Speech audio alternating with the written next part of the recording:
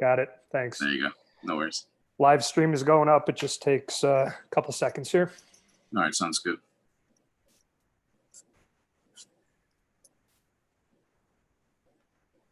All right, it's going. All right. So good morning, everybody. Welcome to the Region A AGM. In light of current pandemic situation, we're doing this virtually. So the simulcast will take place also on YouTube. So this will be available for the next 14 days for you to actually view it. Again, just another kind reminder that if your microphone is not muted, it will pick up the background noise. So just pay attention to that when you want to go to speak as well if you have muted yourself. I'm not very good at reading lips, so that'll be a good piece to adjust there. And again, this is being recorded for us as well, so that way we have this meeting to go back to and address any comments or concerns that we may have to go through. So let's get this thing rolling. I'm going to keep my intro pretty brief. We've got definitely a packed agenda. I thank you guys for attending this morning under the circumstances that are a little bit different. So today we've got quite a few things to go through. I know I sent out the agenda ahead of time. We do have an amended agenda as well. Abram Douglas is going to join us. He's just going to take a few minutes to give us a quick update on what's going on with the referee certification process and recertification processes this year. And then we are going to be adding another presidential candidate into the forum, which will be Marino Torrens. That just came up a few days ago as well. So I just wanted to give everybody equal time to have a conversation, share their piece about what their stance is and what they're running for, and then allowing you guys to have some questions as well. So I thank you guys again for attending. I look forward to having some great dialogue as well. Remember, let's just try to keep it as positive as we can. You guys know that you can always reach out to me on a one-off if there's something else that you need me to help work on for you. So let's get this thing rolling. We're going to bring in our guests. So Joe, can we tell if everybody's actually online? I know that you and John are on first. I can see that. I don't know if I've seen Abram, and I don't know if I've seen Eric. I'm looking at the list here. I see Greg. I see Greg as well. John, Marino, Dara, Russell, Stephen, Mike Connell. Hey, Eric's on by phone if you can hear me. Oh yeah, there you go. I can hear you. I see your name. Yep. Okay, and good. Alice as well. So I think you've got everybody minus Abram, unless Abram, are you on? I'll text Abram. Yeah, text Abram. I know I sent him the link yesterday, so just double check. So hey, and real quick, I'd be remiss if I didn't give a shout out to my board for Region A. So Carlton, are you on the line with us, sir? Yeah, yes, I'm here. Good morning, sir. Good morning, everyone. How about Russell Walker? Are you on as well? Russell, I don't know if you're on mute or not. Yeah, I'm here. All right, perfect. Thank you, gentlemen. So those are your two elected commissioners. And then Lance Lass is our appointed one. Are you out there, Lance? I thought I saw your wife's name somewhere. Good morning. Perfect. Good morning. And then Mike Weber, are you out there by any chance? I didn't see his name pop up, but I didn't know if he was calling in or if he was working today. So, all right. So hey, those are some of your board representatives. Just to put a face to the name, because I know some of you may have not have seen us lately. So we still exist. We're still here. So that's always positive. All right. Well, hey, John and Joel, let's kick it off to you guys. Get this thing rolling. And guys, my request from the audience is let the presenters do the presentation first, and then save your questions towards the end, so that way they can get to the content and then answer any questions that come up, because that'll make it move a lot more fluidly for us. All right, gentlemen, it's all you guys. Great. Thanks, Justin. Just confirm you can hear me okay? Yes, we can hear you. All right. Well, first of all, hello to all the Region A folks from the big city of Pensacola up here. Very happy to join y'all this morning. I do wish I could be there in person. I think we all wish we could be together. To start with an understatement, this has been a very strange year so far, and it just seems to be getting stranger.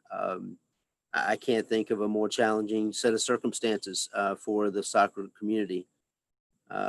Several years ago, someone said to me, we were talking about, circumstances around soccer and this and that. And, somebody made a comment about how, what if it happened that we couldn't have soccer for a while? And thought they were crazy. Of course, that wouldn't be the case, right? There'd be no event that would impact the entire state of Florida. And yet here we are, right? Again, I know you individually at your clubs, your leagues, you're all dealing with the issues surrounding COVID. And certainly it's impacting, our lives, work lives, personal lives, et cetera. So hats off to you for what you're doing to continue to support your local community. And thank you for being on this call today. Obviously, there's a lot of time saved not having to travel to be here, but this is certainly not the best way for us to be able to communicate. I'd much rather be in person. I think you gain a lot from being face to face and being able to just look someone in the eye. But that said, we have had an interesting year apart from COVID. Your board has worked hard to through the challenging circumstances. Your Region A delegation has been fully engaged in that process. And my neighbor has decided to start his lawnmower. So if that becomes too much, Justin, let me know. I'll move somewhere else. One of the challenges we had with the spring, of course, is the cancellation of our State Cup, President's Cup, and some of the Commissioner's Cup. Eric will touch on this a little bit later, and I don't want to rehash all the information that's going to be shared, but as an organization, we were faced with a tremendous amount of financial expectations around the refunding of fees. We gave back over $400,000 in registration fees for State Cup and President's Cup back to the member organizations. We were fortunate that we were in a financial position to do so. We've also given back money for camps. We've also been dealing with the insurance rates, and we are very close to having some final numbers on those insurance premiums for this coming year.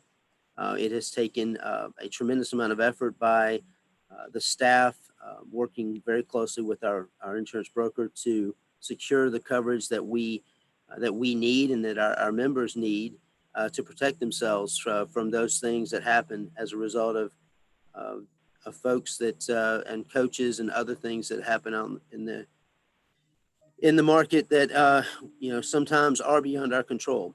We have adopted an aggressive risk management policy. Again, a credit to Joel and his work to bring together some of the best practices.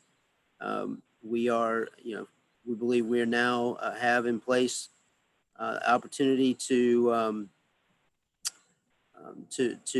adopt all of the safe sport requirements to make sure that they're codified in our rules to again extend those principles across our membership so that we can do our very dead level best to keep the bad actors out of soccer. So a lot has happened this year behind the scenes. Our staff has done a great job. We have not had any turnover this year, thankfully. We have been able to keep our core staff in place. We had one young man that went back to school, but beyond that, we've been very fortunate. Our staff continues to learn and grow professionally and are providing that consistency that's necessary to sustain this organization. When all else seems to be in chaos, the staff is there doing their job. Our next thing on the agenda for me and the full thing that has my focus now is the upcoming AGM. We have 3 weeks and 1 day. We will do a virtual AGM, and it will be unlike any AGM that any of us have seen. Lou Confessori may have a story from back in the day, but since he's been at all 45 or so of them, but it is going to be different. We're preparing. Even this weekend, we'll be having conversations, around the credentialing, around the voting. How do we make sure that every person who has a vote gets to vote if they want to? How do we make sure that people are able to fully engage at the AGM, how they're able to speak there, to be able to speak to rule changes, how they're able to voice, have their voice in this process. And so that's going to be my full focus. For those of you, and the reason it's my full focus in part is because I made the very difficult decision to not seek re-election this year for president. It was not an easy decision. There were a number of factors that went into that, not the least of which was that I checked my proverbial fuel tank, if you will, and realized that it's not sustainable for me to continue to commit the time and energy over the next 2 years that I've given these past 2 years. I feel like I've done my dead level best. Whether we agree or disagree on policy, I've always done what I thought was the right thing to do. And I've given as much energy as I possibly can to this organization. But professionally and personally, there are things that I need to attend to. And so I've decided that it's my best interest and the best interest of FYSA to step down. That does create the opportunity, certainly, for there to be a new election, to have a new leader. And earlier, Justin alluded to the fact that we'll have that candidate forum later in this session. I will, as past president, will still have the opportunity to be engaged, and I intend to do so. I intend to be an advocate for those principles that I believe are the right things for this organization. And in that vein, I would ask that you seriously consider couple of the rule changes that are being put forth on the floor of the AGM. One of those rules that I have all long had an issue with and concerned about was the 15-mile rule.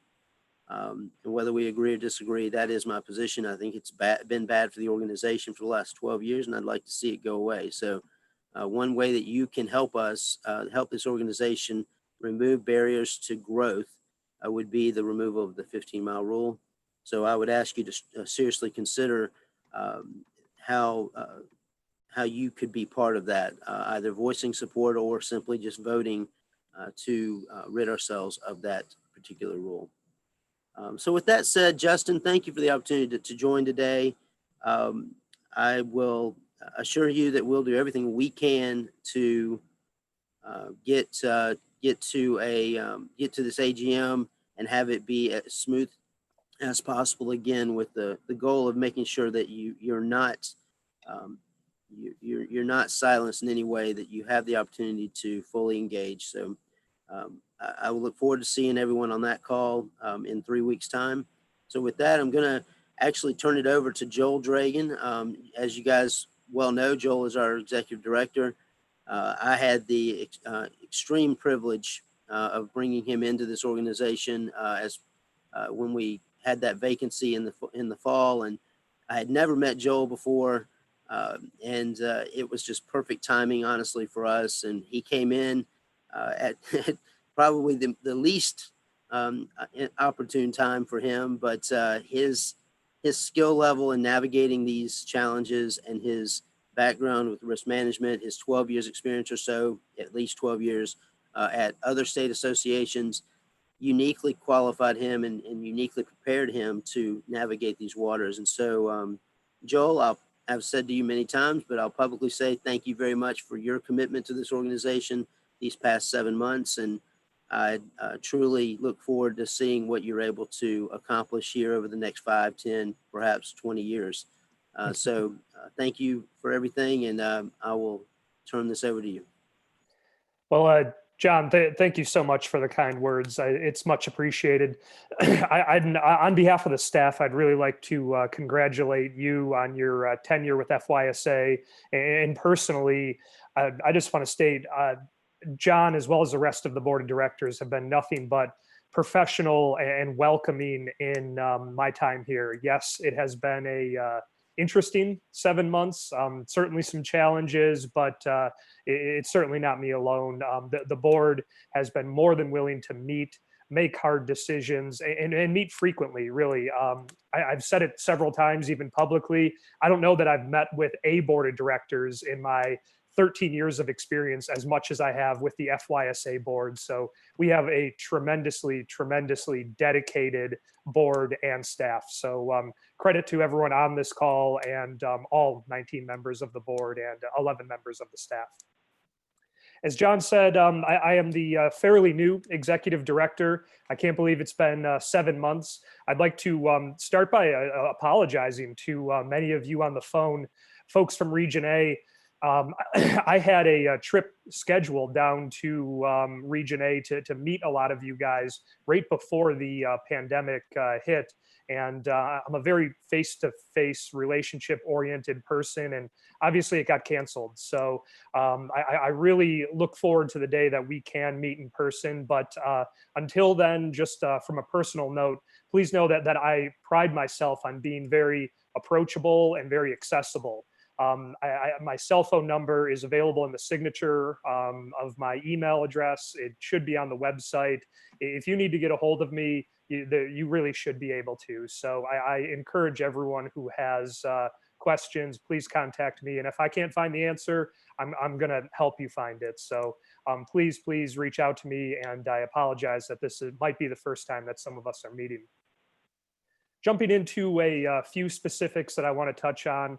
First and foremost is a new series, as John mentioned, moving the AGM digitally, virtually. It left a void for the sessions that we would normally run in person. So we were able to take that online with our AGM webinar series that actually started last week. I'm going to do a new share with you guys here and just move over to a page on the FYSA website. This will show you all of the webinars that we have scheduled week by week. You'll notice that there's a different one every Tuesday, Wednesday, and Thursday every week, starting last week, leading up to the AGM. A lot of great topics in here. I'd like to highlight coming up next Wednesday is insurance liabilities and risk management. It doesn't mention it here, but we're going to have a representative from Emmy Wilson, our insurance agent and broker for 25 plus years, will be on this with us. So you really should be able to get some really valuable information next Wednesday, July 22nd at 6 p.m. Abram Douglas, who is going to be speaking after me, will be the next one that evening with the FLSRC. Lots of great stuff coming up. The tournament process, really everything that you would normally see at the AGM in the days leading up to it, we have moved virtually. You will need to register for these, so it's a little bit different than some webinars. It's not just one link that you click to follow. You just click on any of these to register, and then once you register, you will get the link emailed to you. You can still do it 2 minutes before the conference starts like normal, but just know there is one extra step. Further, we are adding all of these to YouTube as well. So you'll see the ones that have passed, the Bucks program presentation, fantastic information by Mark Godwin and Jennifer Murphy. Now we put up the link to YouTube. So all of these are available on YouTube. John and myself did FYSA 101. A lot of good information in the communications and COVID update as well. So we're really proud of this this project that we've put out there.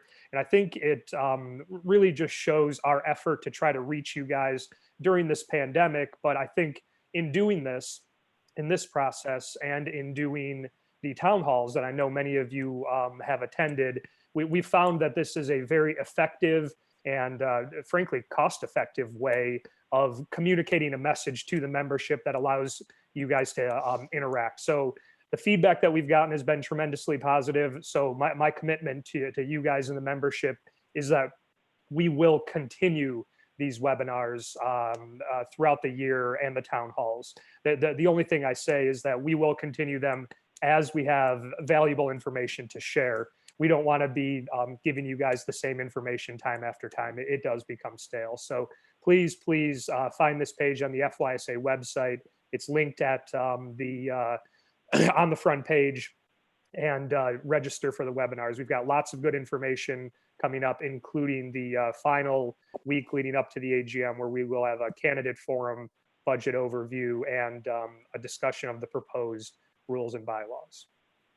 Let me switch back to the PowerPoint. Moving into the AGM, as John mentioned, we will be taking it virtually. I've heard a lot of concerns out there from the membership about how are you going to handle voting? It's a live vote. How are you going to handle elections? FYSA truly is a bit unique in that we allow things to come from the floor, nominations. Rest assured that we've researched this. We've researched several companies, and we have elected to use e-ballot as our a secure online voting platform, I guess. It is run by a third party. Some people have expressed to me concerns about the security of the voting. Will it be somebody from the board of directors handling it? Will it be a staff member? No, we have an outside party who's handling this. Further, the voting is going to be live. We'll get the results instantaneously, and we can make changes to it. So our goal with the entire virtual AGM and stepping back at the webinars is to deliver the same experience that you would normally get at the AGM, just virtually. And with e-ballot and the process that we have set up for credentials, we're very confident that it will be identical. Everyone who would vote at the AGM will get a unique login with their particular number of weighted votes associated with that login. Yes, that includes Hall of Fame members. Yes, that includes board members, past president. All of the people who would normally vote will get a vote. Yes, it includes proxies as well. While we don't suspect there will be as much need for proxies this year because there's no travel involved, there is no in-person aspect to this AGM. It is all virtual. So we don't suspect there will be many, but if you're not available that day, if you'd still like to proxy your votes, you certainly can. The form is up on the website. Feel free to fill that out now. And your login then, if you get proxied votes, will just be increased by that total number. So all members can join. There will be a very similar Zoom call to this, so there will still be interaction person to person with John and the board. We will be able to have the normal as you can, the new normal, as they say, with all of the board members as well as all of the membership. It will also be live streamed to YouTube, similar to how we are doing it today. That'll be probably more so for non-voting members. There are some restrictions as to the number of people that we can have in a given Zoom room. So the YouTube will be up there, and we will be checking comments throughout and trying to address everything we can.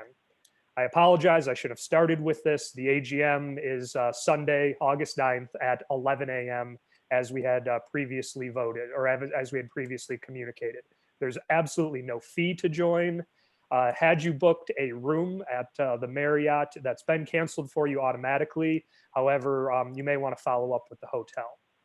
I think that's all I've got to mention on the AGM. John hit a lot of that. Nominations. I do want to mention that they are still available on the FYSA website. You can still nominate people for the various positions that are up for election, and awards as well. If you want somebody to be honored for an annual award winner, please get that information to us really, really soon. The deadline is coming quickly. Moving on to, I wanted to provide an update on coronavirus, COVID-19 as it relates to FYSA and our response to it. Many of you will note this is a repeat from a lot of the information that I presented on, I believe that was Wednesday this week, and one of our webinars. But of course, as everybody knows, May 22nd, there was an order of the governor for Ron DeSantis stating that there's not going to be many restrictions. They've taken off restrictions for, as he put it, youth activities. Frankly, it put FYSA in a difficult position. Florida is an incredibly large state. The infection rate is different all over. We understand our limitations at FYSA. Nobody is a doctor on our board of directors. Certainly no one on our staff is a doctor. We've trusted in this in the government of Florida and the Florida Health Department that that they know what's best, and we're taking a similar stance. We are taking a county by county approach. If your county will allow you to get back on the fields and with whatever restrictions, we are not going to stop you. We have put out guidance out there. Our return to play guidance has been emailed several times. It basically calls for 2 weeks of, as I put it, socially distanced soccer. But above and beyond that, the U.S. Soccer Federation has put out their phased approach to return to play. That's available on the website. This is a incredibly comprehensive guide to return to play. Now, what I always warn people when we're talking about the phased approaches is U.S. Soccer has three phases that are available right now, that they do not relate to the Florida phases. As you know, everybody has a different phased approach. Every state has a different phase.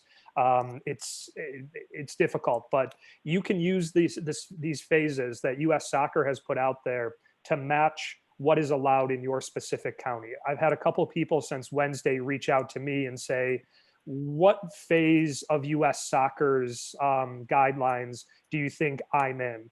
Well, I can look at what your county's allowing and I can give you my best estimate, but it's difficult because, again, the phases don't necessarily match up. But what I will say is look at the phased approaches that are available from U.S. Soccer, the ones that are also available from FYSA. There is so much good information. It's very comprehensive, and follow those. And I have no doubt that it will fit into what your county is allowing. This is really a tool for our affiliates. We have stopped short of mandating some of this. And again, that goes back to the struggle of Florida being such a large state. We know the folks up in Region D have it much different than you guys do in Region A. I hear some of you guys aren't even allowed on your fields yet. So it's hard for us to take a hardline approach to any of this. So I hope everybody understands the difficulties. I do want to point out one thing that I had some conversation with, and I think it specifically applies to a lot of you folks here from Region A, and that is FYSA Bylaw 16. And I'm going to quote it directly. It's simply about the fiscal and seasonal year. FYSA Bylaw 16 states the fiscal and seasonal years are concurrent. The fiscal year is September 1 through August 31 as is the seasonal year. This means that your 1920 pass cards are good through August 31st. I've heard from some folks before that are looking for more time, more or less, to make a decision, or folks are hesitant to sign up for soccer. Just know that you have a little bit more time. Essentially, the seasonal year starts on August 1, usually. We all know we start registering for the next year. However, the bylaws do call for August 31st, and we will, of course, uphold the bylaws to the letter. And August 31st, you can have your pass cards run through. Moving on from coronavirus, I do want to talk about our insurance update. I know Eric's going to talk a bit about the fee increase during his report. It is... The fee increase is 100% due to our insurance costs rising. This insurance renewal this year has been the most involved, the most difficult that I've been a part of in 13 years of doing this. The number of forms that we've had to fill out, the number of questions, the number of meetings, it is all we do. I'd like to extend an apology to a lot of our members on how late it's been on issuing new certificates of insurance. We recognize that. This is, again, to use the term with Corona, this is the new normal. The insurance market for this type of liability coverage is hardening. It's difficult to obtain the type of insurance that we had. We are not the only ones in this predicament of facing rising insurance costs and it coming much closer to the deadline. I can tell you that we have quotes in front of us. We will be binding coverage for the entire state in the next several days. It's been a lengthy process. We have options in front of us.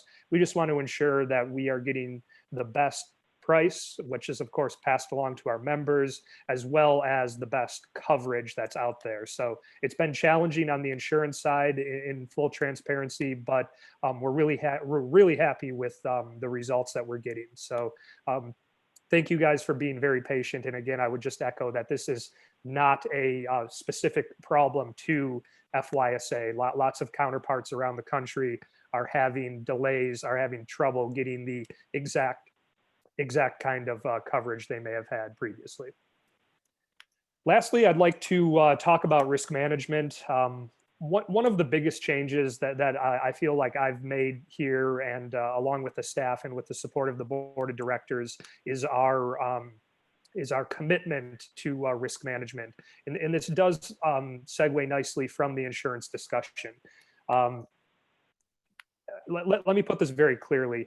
The more that we focus on risk management and the more serious that we take it and the bigger commitment that we make to risk management will result in a lowering of our insurance premiums and a lowering of your costs. We have developed the new risk management policy. It's available on the website. I think we may have emailed it to you ad nauseum. I need everyone to read this. I need everyone to apply this policy to them. Familiarize yourself with it. I realize it's lengthy. These are best practices in many cases, but more than anything, these are things that we were mandated to do by the state and mandated to do by the federal government. Safe sport. We all do the training. It changes an awful lot. It can be confusing. However, it is the law. It is a federal mandate, and it is about keeping kids safe, right? So there shouldn't be a lot of argument about it. There's a lot in there. There's a lot of restrictions. We're all being held to this standard. It talks about prohibitive conduct. It talks about mandatory reporting.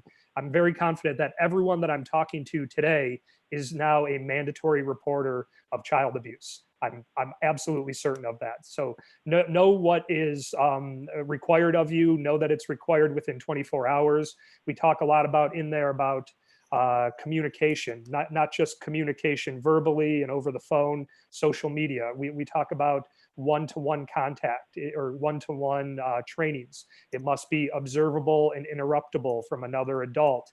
It talks about travel, both overnight stays as well as team travel just around the state.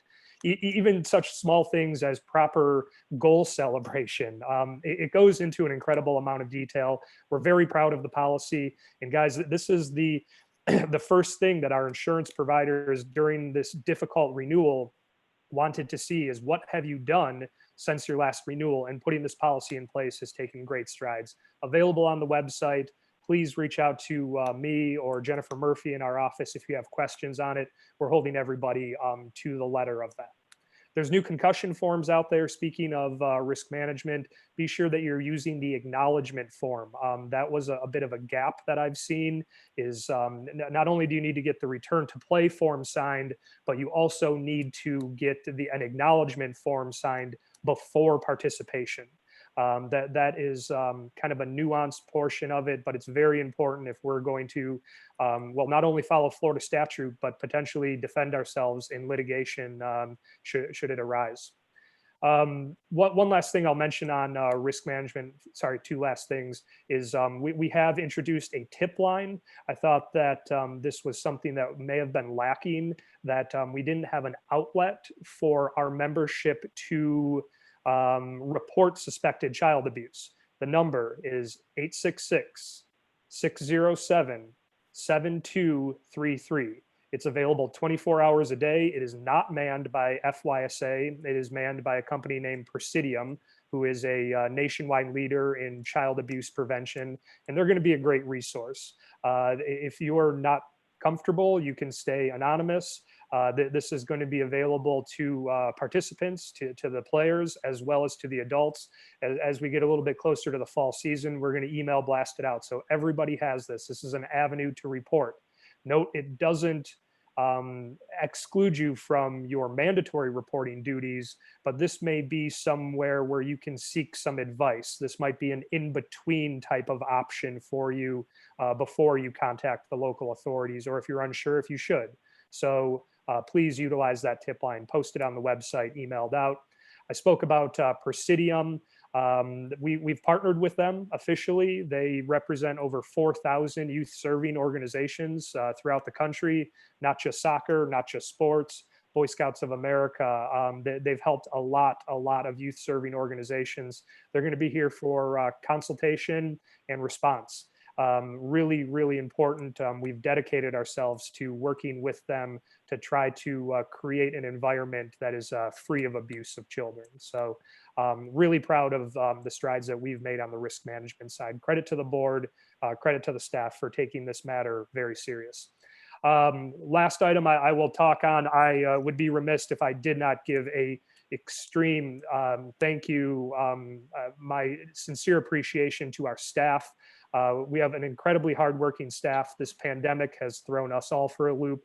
We have been working remotely. The staff has been incredibly diligent in their work, and we're all here for you guys as a membership. I know that Andrew Simpson, Rosemary, Jonathan Spradley reached out to many of you for a membership outreach program. Hopefully you guys were able to take advantage of that. Know that we are still here for you guys and we're here to help. So thank you to the fantastic staff we have.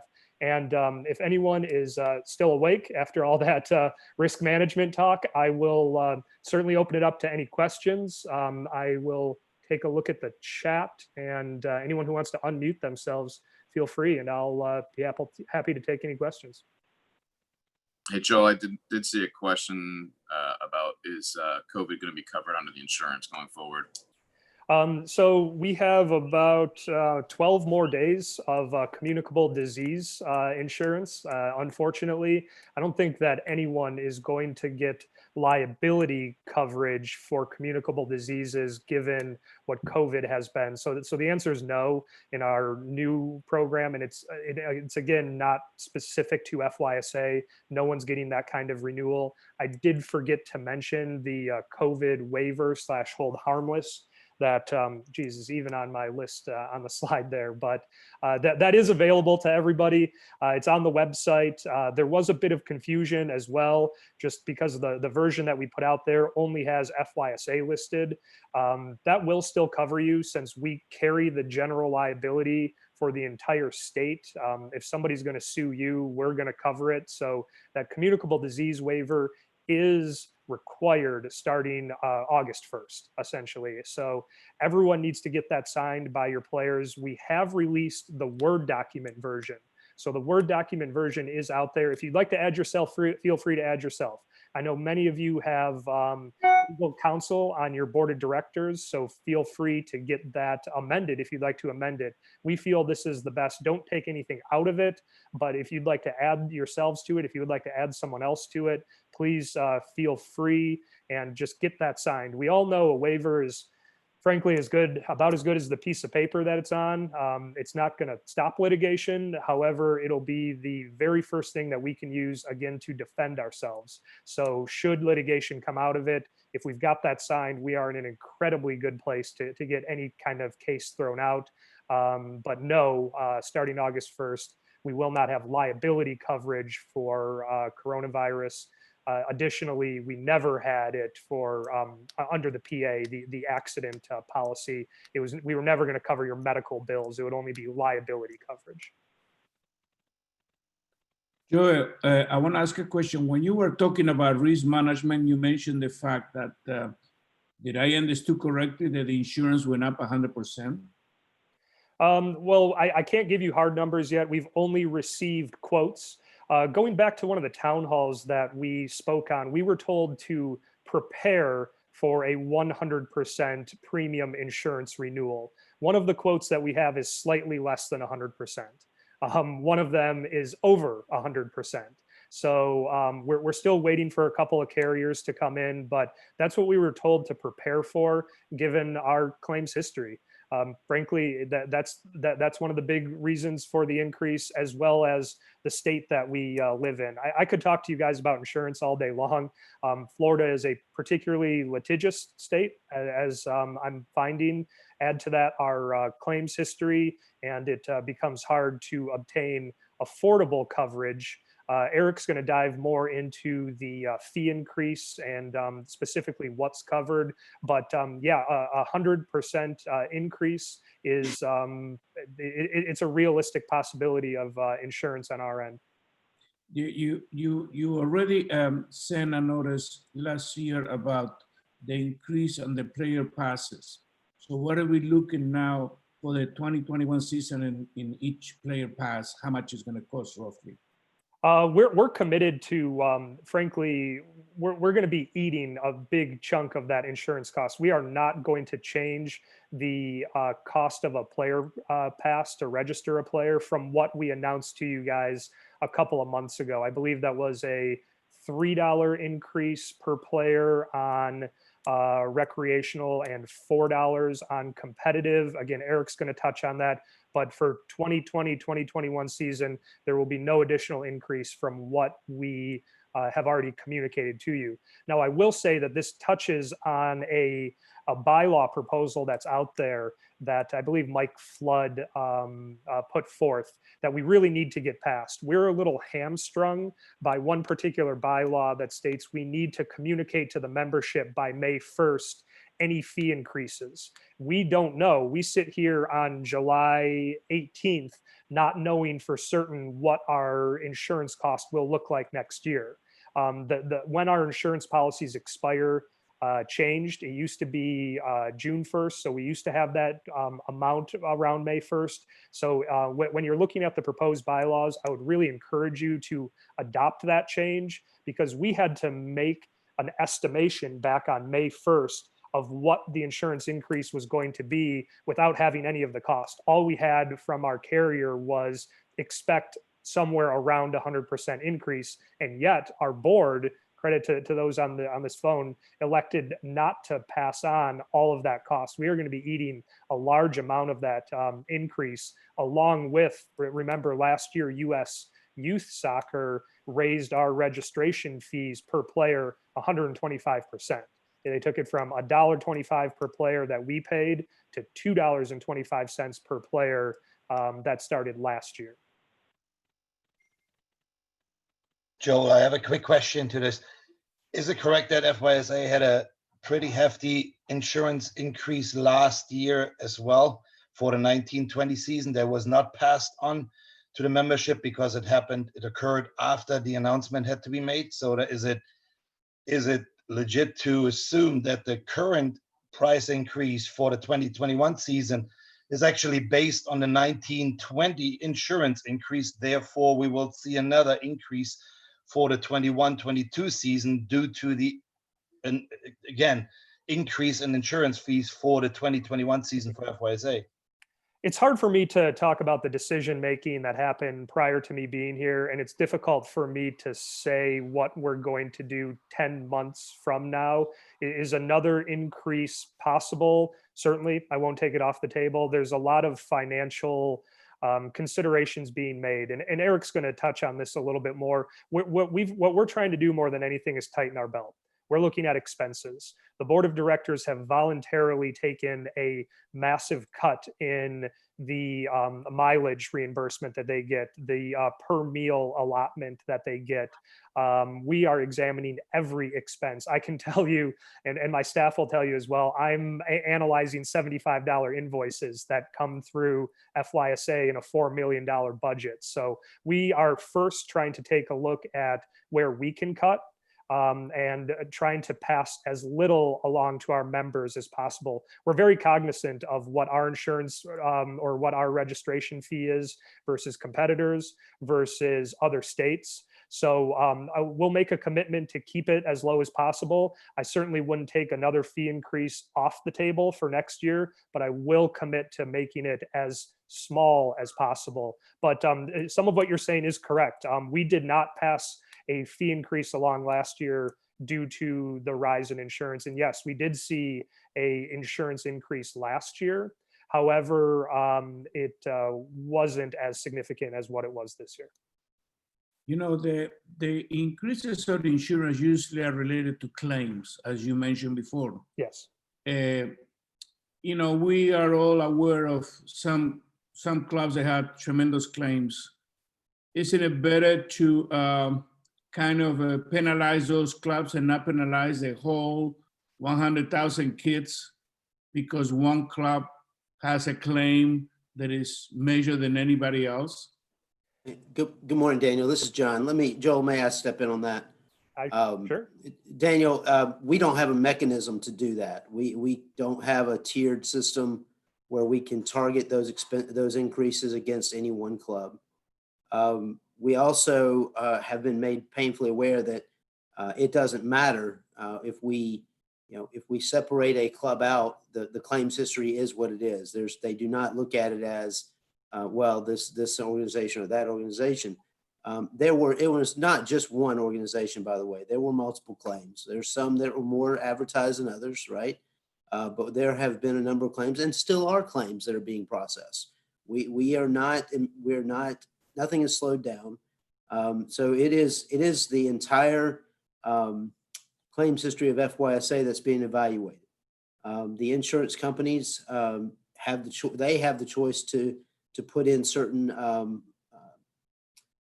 provisions into their policies, and to the extent that we can, we are certainly securing coverage for the entire membership of FYSA. And again, there's just no way that we could say, okay, Club B, you must pay $50 a player while everyone else pays less. That's not allowed by the rules. No, but it's allowed by the rules to, because of the claim that happens, that you show to the insurance company that these are the measures we're going to take from now on, so this doesn't happen again. I mean, you're talking against an insurance guy. I've been in the insurance business for over 40 years, and I'm a past resident. Hang on a second. You call again. And the longer you show to the insurance company you do remedies, that should not affect it. And we have Daniel.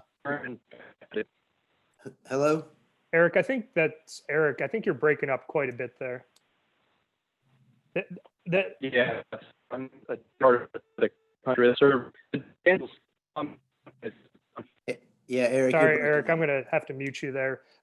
Daniel, that's exactly what the point that I was trying to drive home on our risk management policy. That type of steps that we're taking, we've incorporated a new background check that is far, far more comprehensive than our previous one was. We've incorporated that new risk management policy. We've incorporated the tip line, the relationship with Presidium are all things that we have done in the last 12 months that frankly is allowing us to get coverage.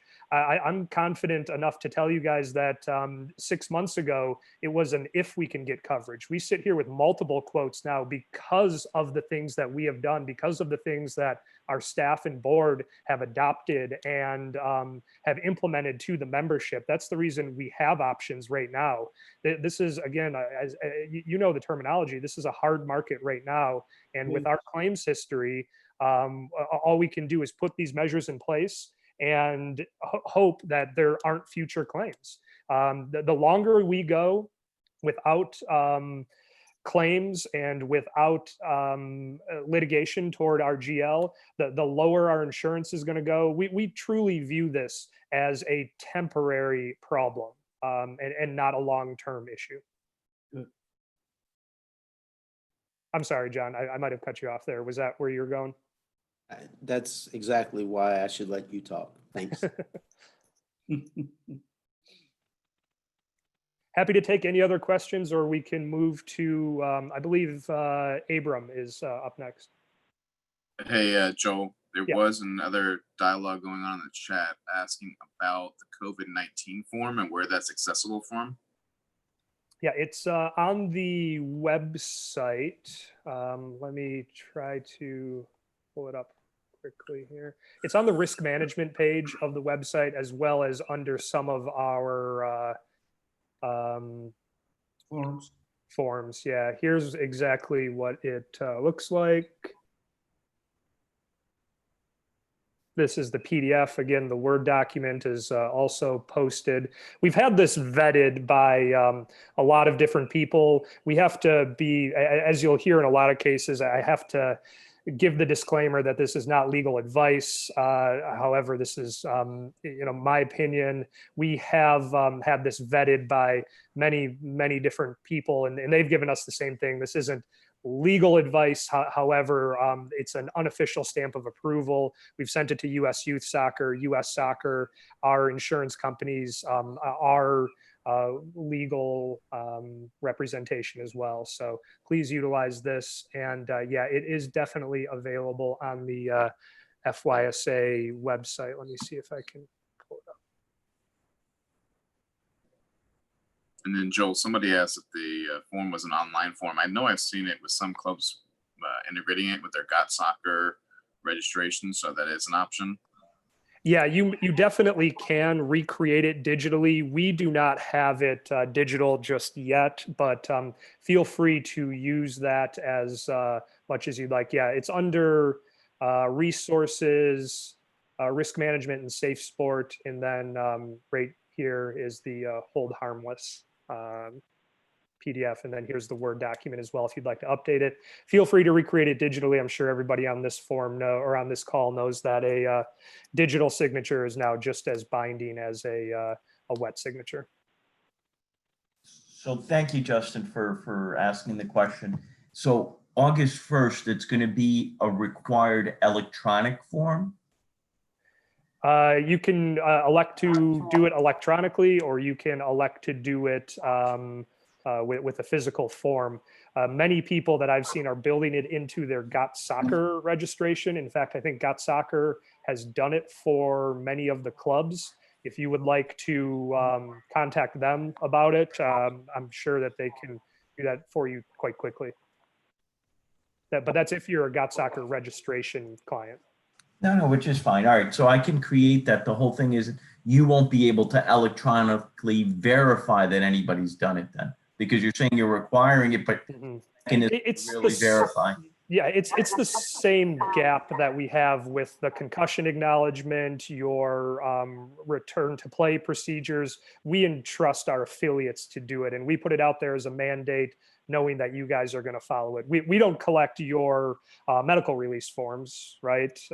You generally just put it out there. So sure, there's a bit of gap to it, but I think that we're constantly as an association towing that line of over governance, and the task of trying to collect 100,000 forms from our members might be more than we can take on.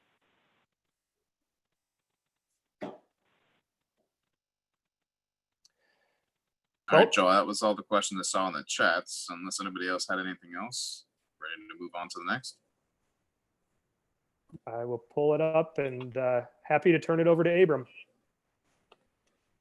Good morning. Can everyone hear me? We could, and we can see you, man. Great. Good morning. I hope everybody's safe and their family's safe during these times. Got a couple of things I just want to cover right quickly. There's some rumors going around that is untrue. I'm here to straighten them out. First of all, approximately 3 weeks ago, we received an email from the referee program at U.S. Soccer. They gave us two options. I'm gonna go briefly on it and have more information on our webinar on the 22nd.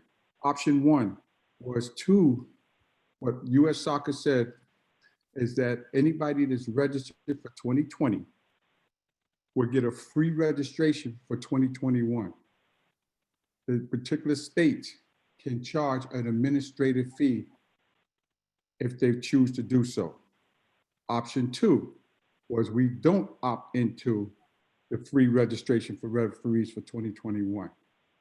Approximately 2 days later, that was the form they gave us prior to the meeting so we could read up on it on the webinar.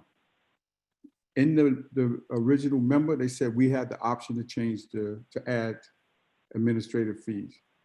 During the meeting, they advised us we cannot add administrative fees. If they're registered, that's going to cover their registration and their background checks. I go, wait a minute, in the state of Florida, we don't use the background checks through U.S. Soccer. I was go through the FYSA. So that means that FYSA would have had to pay $40 for over 4,000 registrations. I knew that wasn't going to happen, so I didn't even ask that question.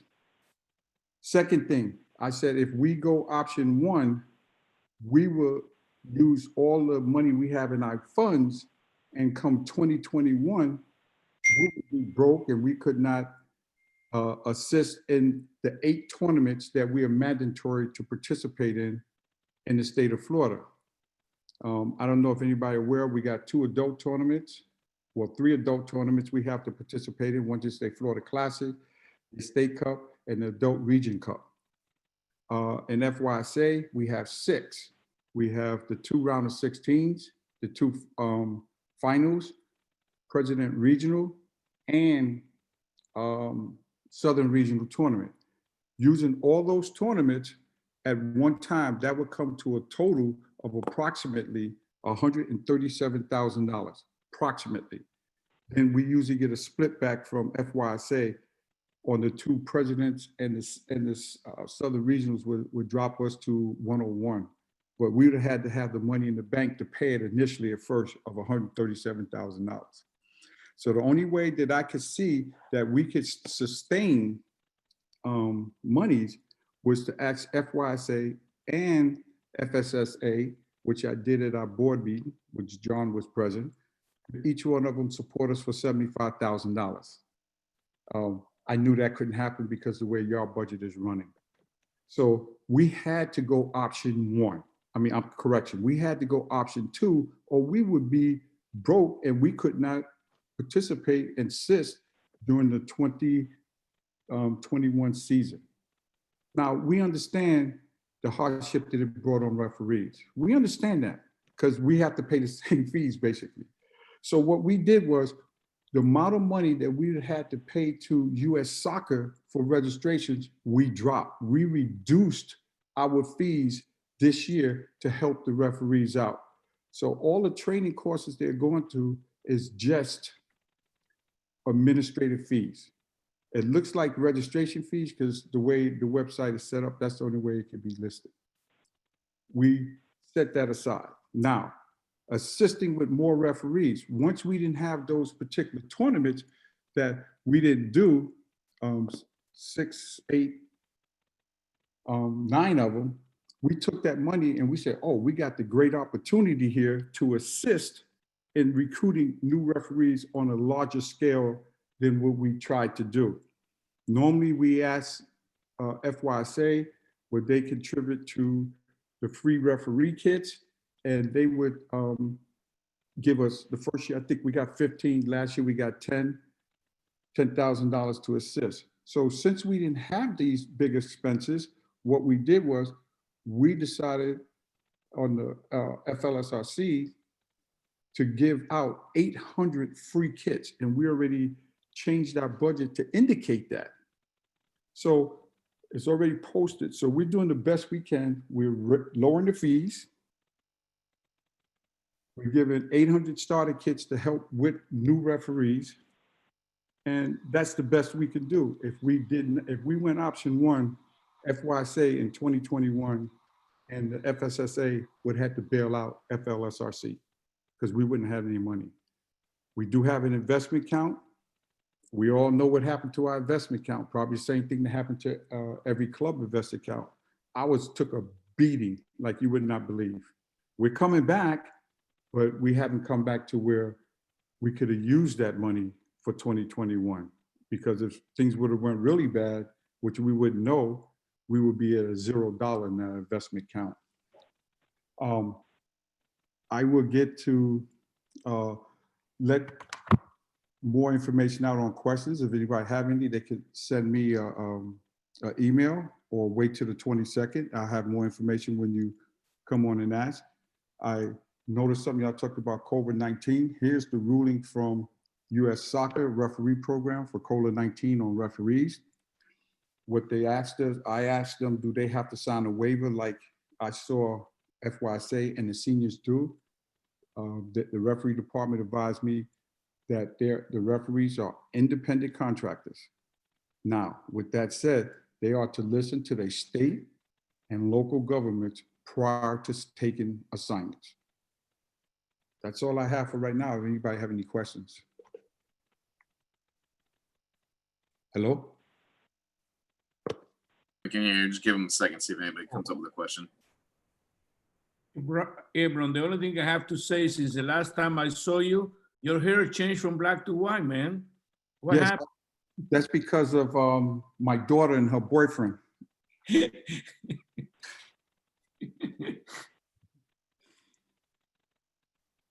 And then I know, Abram, you and I chatted the other day. So just to remind everybody that the referee courses are all going to be online right now.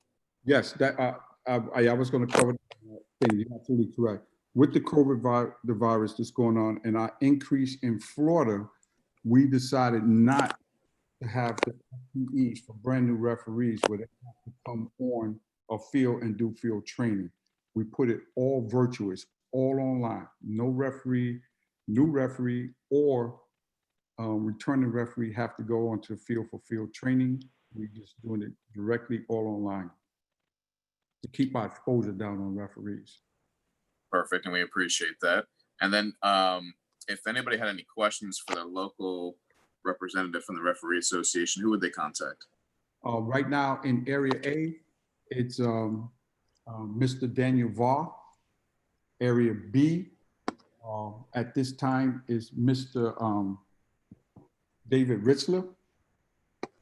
Area C is Mr. Sean Michael Kemp. And in Area D is Mr. Chris Shields. All their information is on our website, that they can get their email and phone numbers. Perfect, thank you so much. All right, anybody else have any questions before we move over to Eric's treasury report?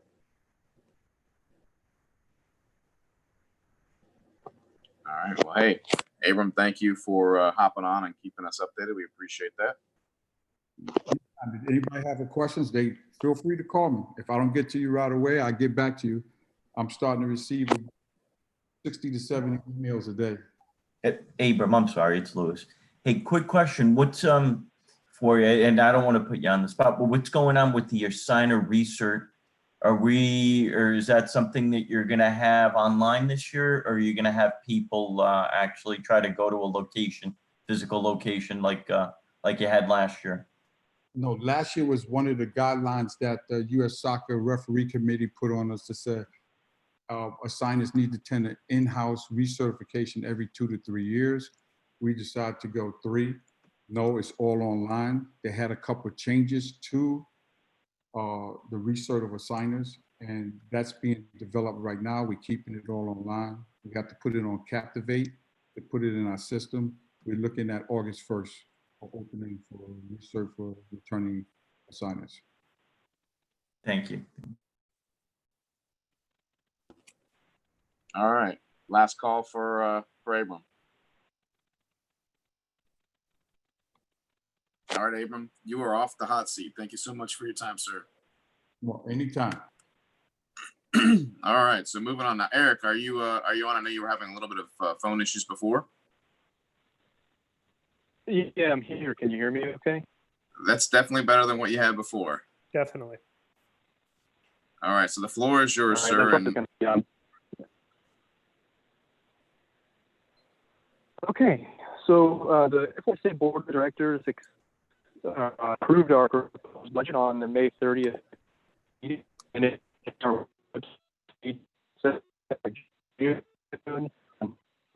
was first up there for about the up before the vote on it at the AGM. For registration did. Hey, Eric, call. we're losing you again. Yep. Yeah, you're breaking up again, bud. We got like the first 2 sentences. That I can hear. Try again. All right. We got to the approval part of the board. Okay.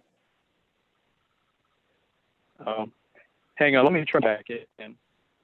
All right.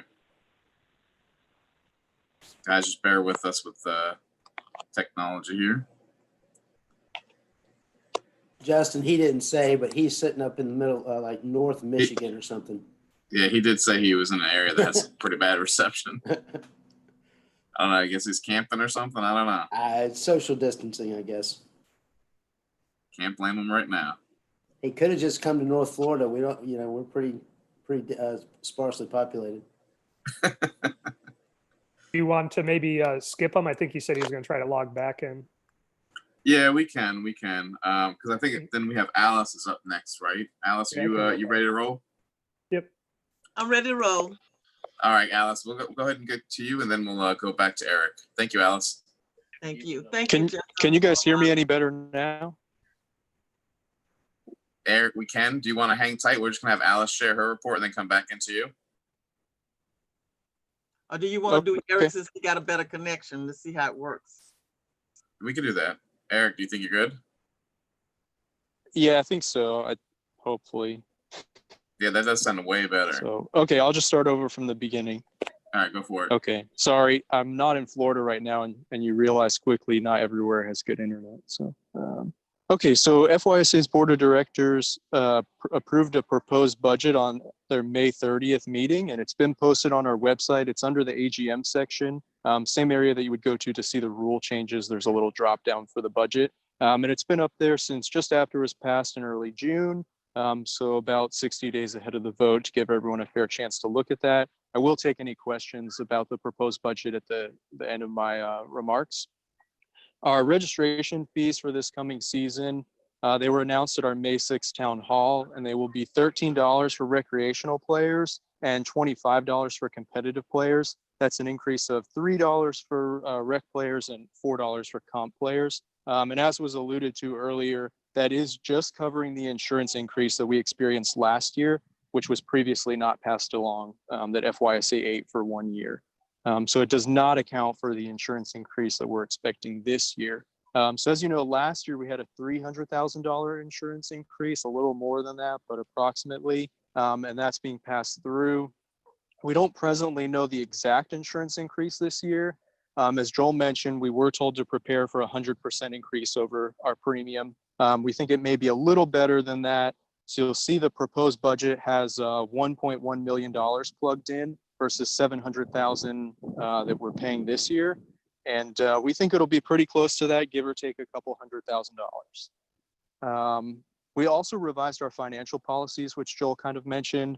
So as a part of trying to, pass along as little as possible and really do our part in tightening our belt, Joel mentioned we reduced our transportation costs. So as an example, we used to pay out volunteers at the IRS business mileage rate, which is roughly 58 cents, goes up and down a little bit each year. We're now paying them out at the charitable organization rate, which is 14 cents. So, a significant decrease there. So it'll probably cost some people a little bit of money to actually get to where they're going now, as well as meal allowances. We've also implemented other transportation changes where those receiving the business rate, staff and other paid individuals have to do an analysis to figure out whether mileage is cheaper or rental cars are cheaper. And then they're welcome to choose whichever they please, but they'll only be paid out the lower of those two costs. So if you want to take your car for whatever reason instead of a rental car, you'll only get the rental car rate if it's a lot cheaper.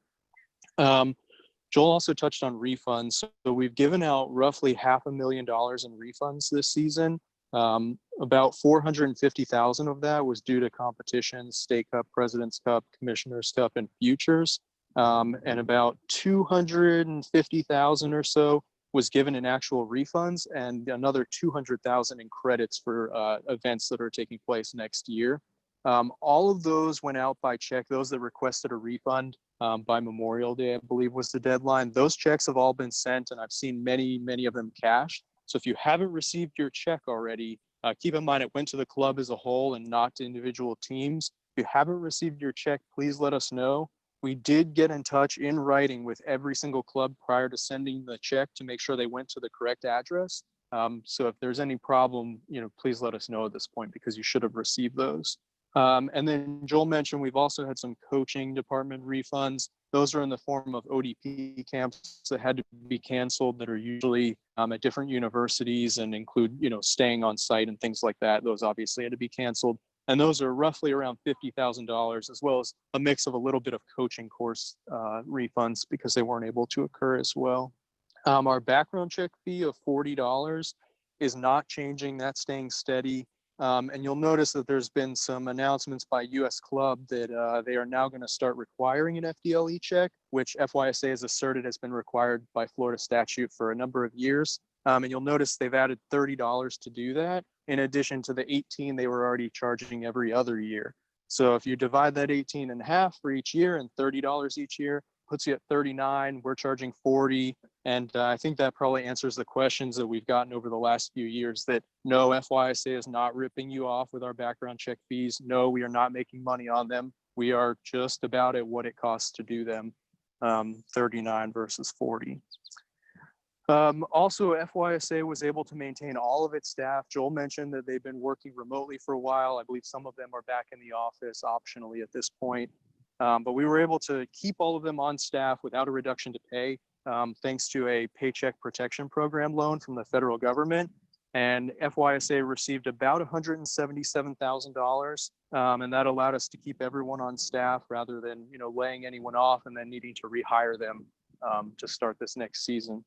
And we expect that we meet all the requirements to have that forgiven. So we don't think there's going to be any problem with that as originally written. And now that Congress has decided that you have way more than 8 weeks to spend that money, we will have absolutely no problem qualifying for a full exemption and have it forgiven. And we did discuss that in general at the April 8th town hall, although we didn't know that we were approved at that point. As far as FYSA reserves, so you guys know that we have those invested. Based on what Abram said, it sounds like we fared a little bit better. As of the close of the second quarter of this calendar year, we were only down 0.25% year to date. And we're up about 5% for the 1 year mark, which would have been roughly June of 2019. So our investments are with UBS, and we'll be moving to Wells Fargo with an investment advisor we've had for over the last decade, well prior to me. And he's done an exceptional job protecting our investments and making sure that we're in good shape. Presently, our managed portfolio stands at roughly $3.5 million, and our unmanaged, which is a mix of CDs and things like that that are a little more liquid and easy to get to if we need to on a rotating basis, those are in excess of $500,000. And those are all the remarks I had. So if you have any financial questions, I'd like to take them now rather than waiting until the very end, because I am going to drop off after this section.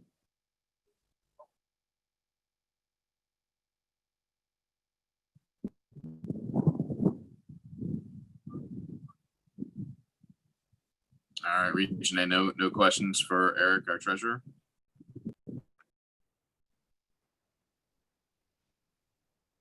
All right, Eric, as the silence dictates, we will let you get back to your remoteness there in Michigan, and we will move on to Alice and our register report.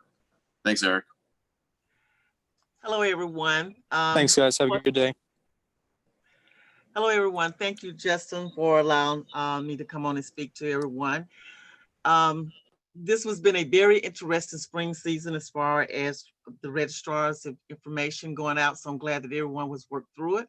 But we have been working very hard behind the scenes as staff getting ready for the 2021 season as if it will be normal. So at this point in time, we're requesting on behalf of the staff that each of you make sure your staff get their background checks in, the CDC, and a Safe Sport. And if you take those particular classes, Safe Sport, CDC, and it's not connected, it's not showing up, you can send that certificate to Rosemary and she will link it to your account to make sure that your coaches or your managers can be connected to their rosters come August 1. Also at this time, if you haven't already, please complete your reaffiliation for your clubs, and you have to make sure that your main staff on that reaffiliation has had their background check. Otherwise, on August 1st, you may not pick up your registrar tab, because it is one of the requirements that each one of those main affiliates, which is your agent of record, your treasurer, your referee assigner, have their background check completed, and that will make it approval so they can be able to get their registrar tab on August 1 to start registering your players for the upcoming season. And along that line, one thing with Got Soccer, who is our main driver of different programs, we are proud to announce, if he was not on the call on Wednesday night on one of the webinars that Joel mentioned early, Got Soccer is coming up with a new program called Got Sports. And that is a new platform that we will be moving to next year on the 21-22 season for within the FYSA. It's a new platform. It's real nice. It's real slick. It's real good. It was a very great presentation. If you was not on that presentation on last Thursday night, it is still recorded out there, but rest assured that the staff will begin training on this platform, and come November of this month, every second Tuesday starting in November, we will have a webinar that each one of the affiliates can come on and be trained on this platform. So come next April, when it's time to do tryouts and moving forward, everyone will be comfortable. And so we will have a smooth transition. As Joel said, that we all have been through a lot of Got Soccer transition. They can be clunky sometimes.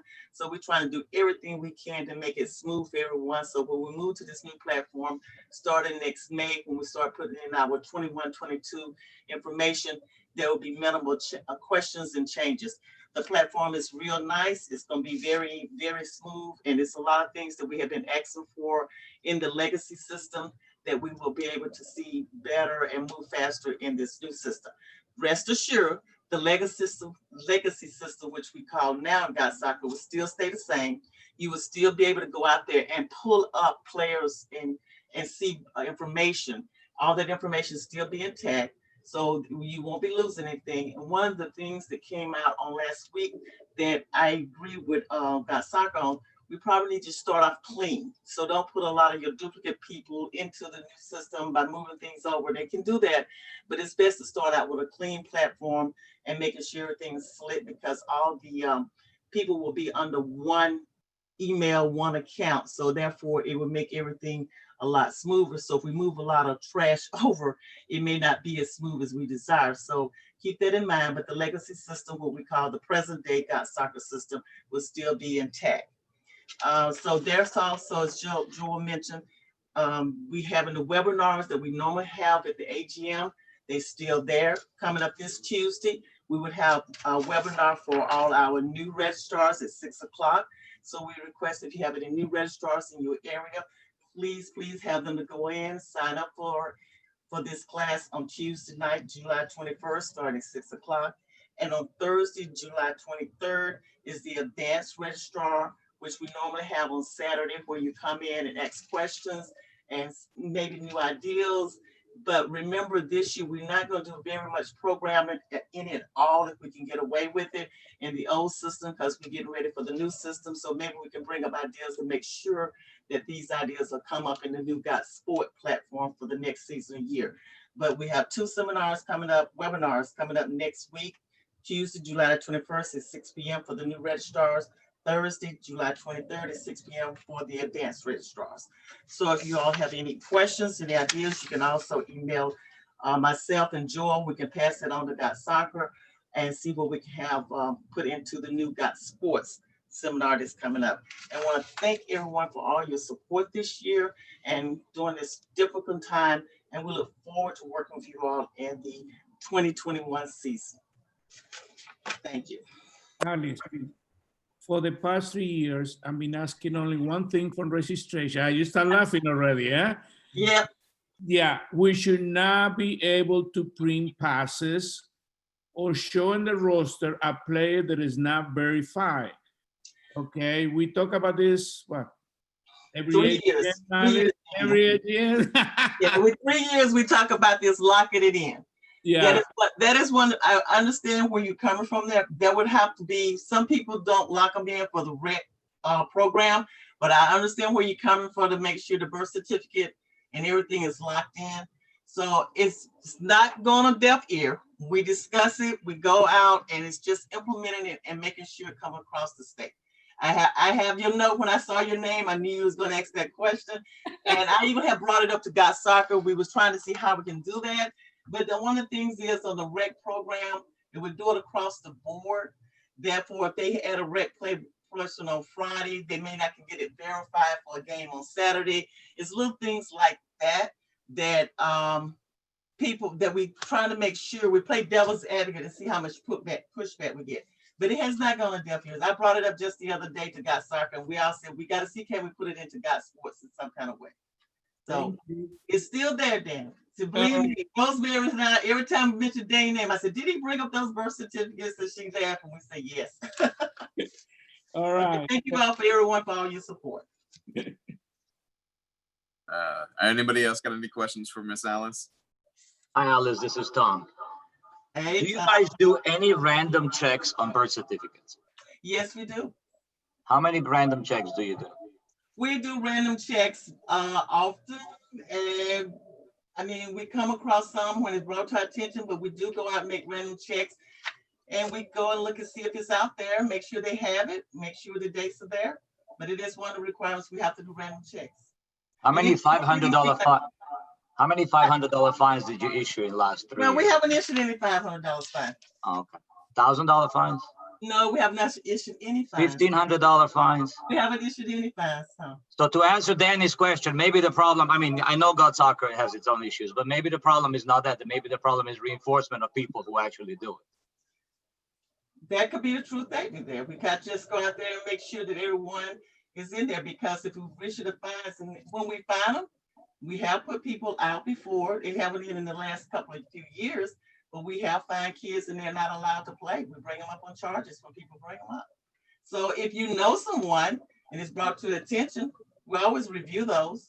It goes through discipline. So if you have any questions on any, make sure you bring them up, because we have to show the birth certificate. We have to prove that fact. I mean, Justin will tell you when I help Justin. We do. Now, Tom, go back to your question. We have had people question birth certificates, and we have went back out and reviewed them. And we have to make sure that the regional vice president look at the real birth certificate, look and make sure. And if it's any falsification, people are brought up on charges. How many people have you brought up on charges for false? We haven't brought up any charges this year. We have had some in the past that come up, and then we have kids that's not allowed to play because of what the parents did. Some of the problems starts in the recreation, and then it get changed up. Then they try to correct it or do something with it, change it up for the competitive side. So that issue's out there, but a lot of times it's sort of like the whistleblower. So therefore, if you know and you question it, you can send it to us and we can reinvestigate. Alice, can I make sure that I'm correct on the rule? When a kid changes the team, a club, the new club is required to ask for birth certificate again, correct? Yes, that would be wise if the new club do, because if therefore it's locked in, because you will be responsible for that. So it's wise that the new club do ask for that new birth certificate. I think sometimes the way we do birth verified, you're verified for life. So if you switch club, I don't have to worry about it because it's rolling on from your other account. But you as the new club will be wise to review the birth certificate. So for some of us who have 800 kids, sometimes we lose, especially in this COVID situation, we lose track. Is there any way you can ask God Soccer to unverify the kids when they switch clubs? God Soccer, that would be an automatic. We would have to say when you switch club, what you're saying then, Tom, is that whenever you import a player over, their previous birth certificate information is removed. Is what you're asking. Well, it's already removed, so we don't see the actual birth certificate. It's not automatically removed. When you import a player over, his history comes over with them. So what you're asking is that when that history comes over, the birth verification is removed, because that is a lot. No, I'm asking one of the two things. Either their yellow check goes away, right, or their actual birth certificate document stays. Right now, I've never seen an actual birth certificate from an imported player, which means it gets removed. It's probably for privacy purposes, which is okay. I'm okay with that.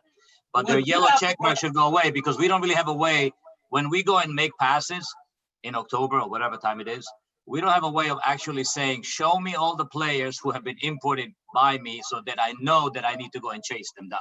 Okay, we'll put that down. I see where you're coming from that, but you will know your new players, because when you have to hit that import button to bring them over at the time of registration. So you as a club know your new players because you get them from a different team, because you're the one implementing the import button.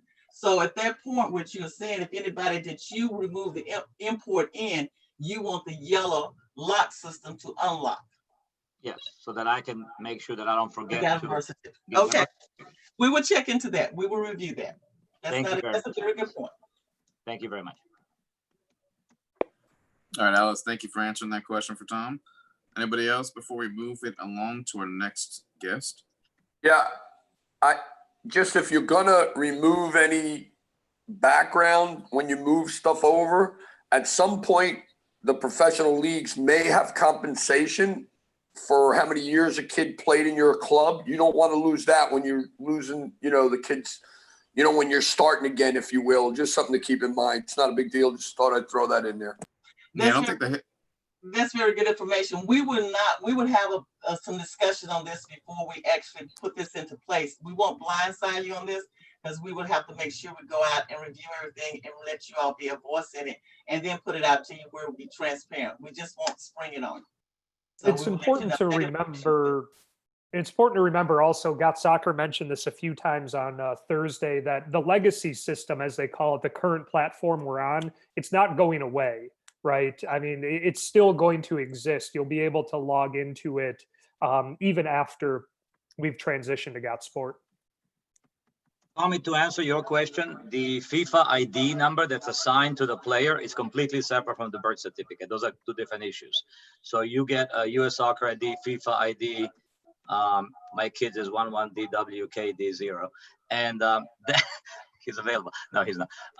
And anyway, so I don't think those two things are related. The biggest problem is I can ask the kid right away the day I import him, but sometimes things don't happen. And then when we go and say, okay, show me everybody who doesn't have a verification, there's no way of saying, and show me those who have been verified but not a registrar. There's no report for that as far as I know. And maybe the new system has it. We won't relate this. We can take this offline, but they're also, if they change the name, if they drop the middle initial, that means when they import them over, if they change any part of their name, then it gives them a new ID.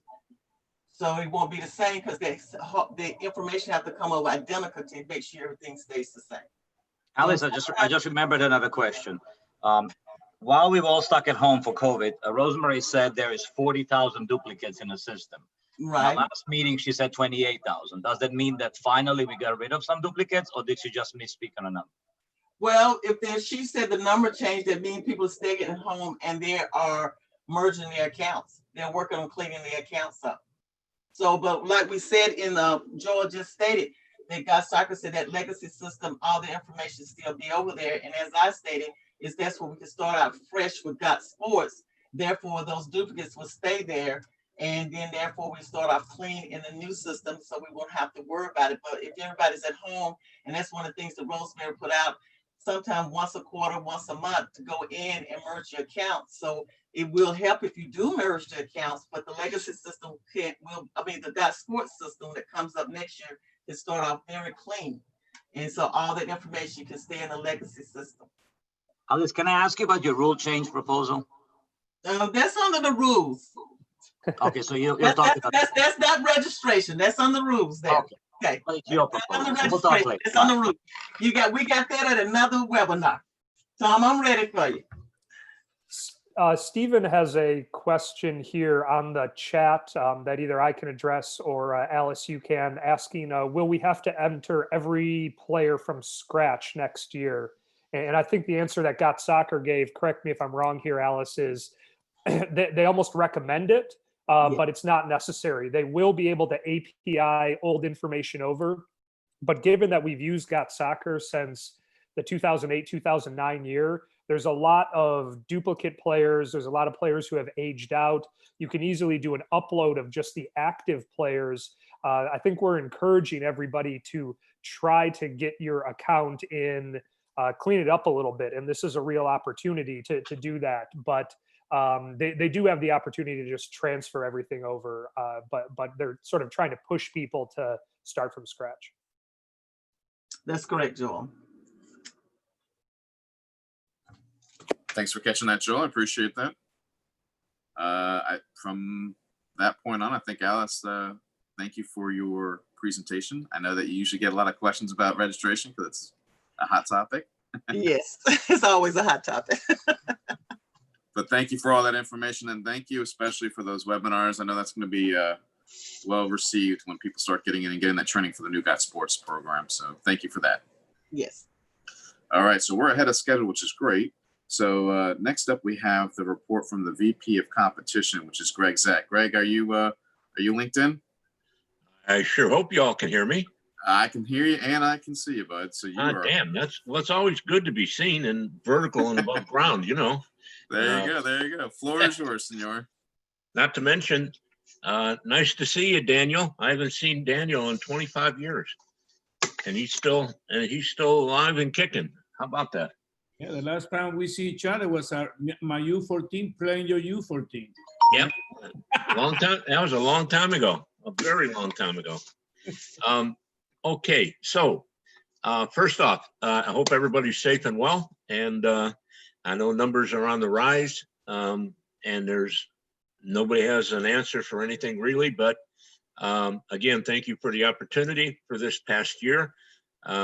This year's been nothing less than the most challenging time I have ever had in 47 years of coaching and working on various boards. The landscape of competition and politics, especially of soccer in Florida, is ever changing. And as we all know, the COVID issue worldwide has caused for all competitions in Florida pretty much to cease, although there is maybe some light at the end of the tunnel as to when we can resume, a full slate of competition. I have not been as fortunate as my predecessor in that there were no State Cup or President's Cup finals to attend and enjoy. But I would like to thank those clubs who did step up to volunteer their time, resources, and fields. Obviously, you've got a huge amount of players and teams in Region A, and without those contributions from those clubs, nothing could have even been scheduled, much less gone off. The competition staff, along with the support of the entire FYSA office, is to be commended for their hard work, countless hours, and professionalism. As we move forward, obviously in this time of uncertainty, I'm hoping we can come to some agreement between all the entities here in Florida and implement some new ideas and make some significant contributions to the game here. It's been extremely difficult trying to get buy-ins from affiliates, special interest groups, and of course, trying to understand and navigate all the egos and personalities that go in, with all the clubs and even the board members.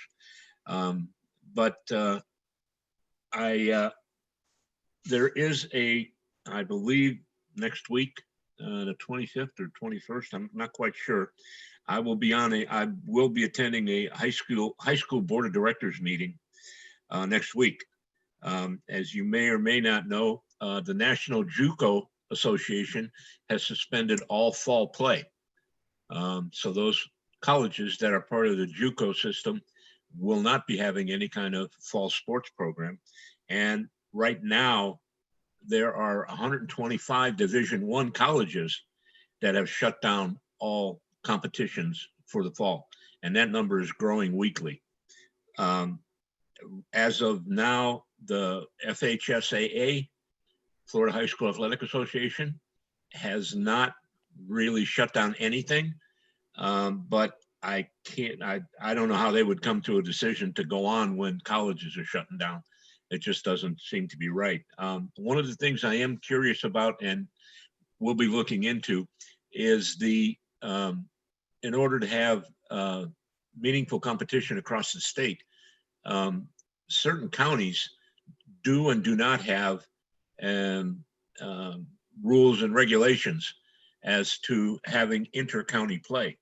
I know up here in Region C, there are some counties that are shutting stuff down and will not allow any other team from another county in to play. So that's gonna be very delicate, and that has to be navigated as well. But I am hoping, and all we can do is hope, that we can get some sort of competition, whether it be league play. We also certainly have to think about, again, the high school season, as it may or may not affect state cup competition for 18s and 19s, which was moved to the fall timeframe last year. And so we're going to have to wait on those decisions from FHSAA to see how and when we can schedule that. There has been a suggestion to move that state competition back to the spring. I assume for just this year going, for just this year, and we reevaluate going forward. I know a lot of teams like that because it doesn't interfere with graduation, commencement, and all that kind of good stuff with their school. I'm definitely optimistic. Along with the membership support, I believe at some point in time we can make soccer in Florida exciting, relevant, meaningful, and great again, and hopefully increase numbers. As we've seen in the past 3 or 4 years, the numbers have been on a decline, but I think with the proper programs in place and a buy-in from everybody, I think we can get on the upswing or the uptick and have that going forward. Again, thank you so much. I hope everybody stays safe, and we can get back to playing as soon as possible. Thank you. All right, thank you, Greg. Anybody have any questions for Greg and his VP of competition? Yes, I do.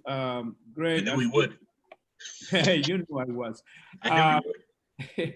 Remember that what we went through last season with the President's Cups and all that, I wish there was a way that the FYSA, before taking registration for teams to compete in the President's Cup or any of those competitions, it would send a venue where those games were going to be, to eliminate such a problem like we did have last year, that we have teams from Dade County go to play all the way to West Palm Beach and and things. Right.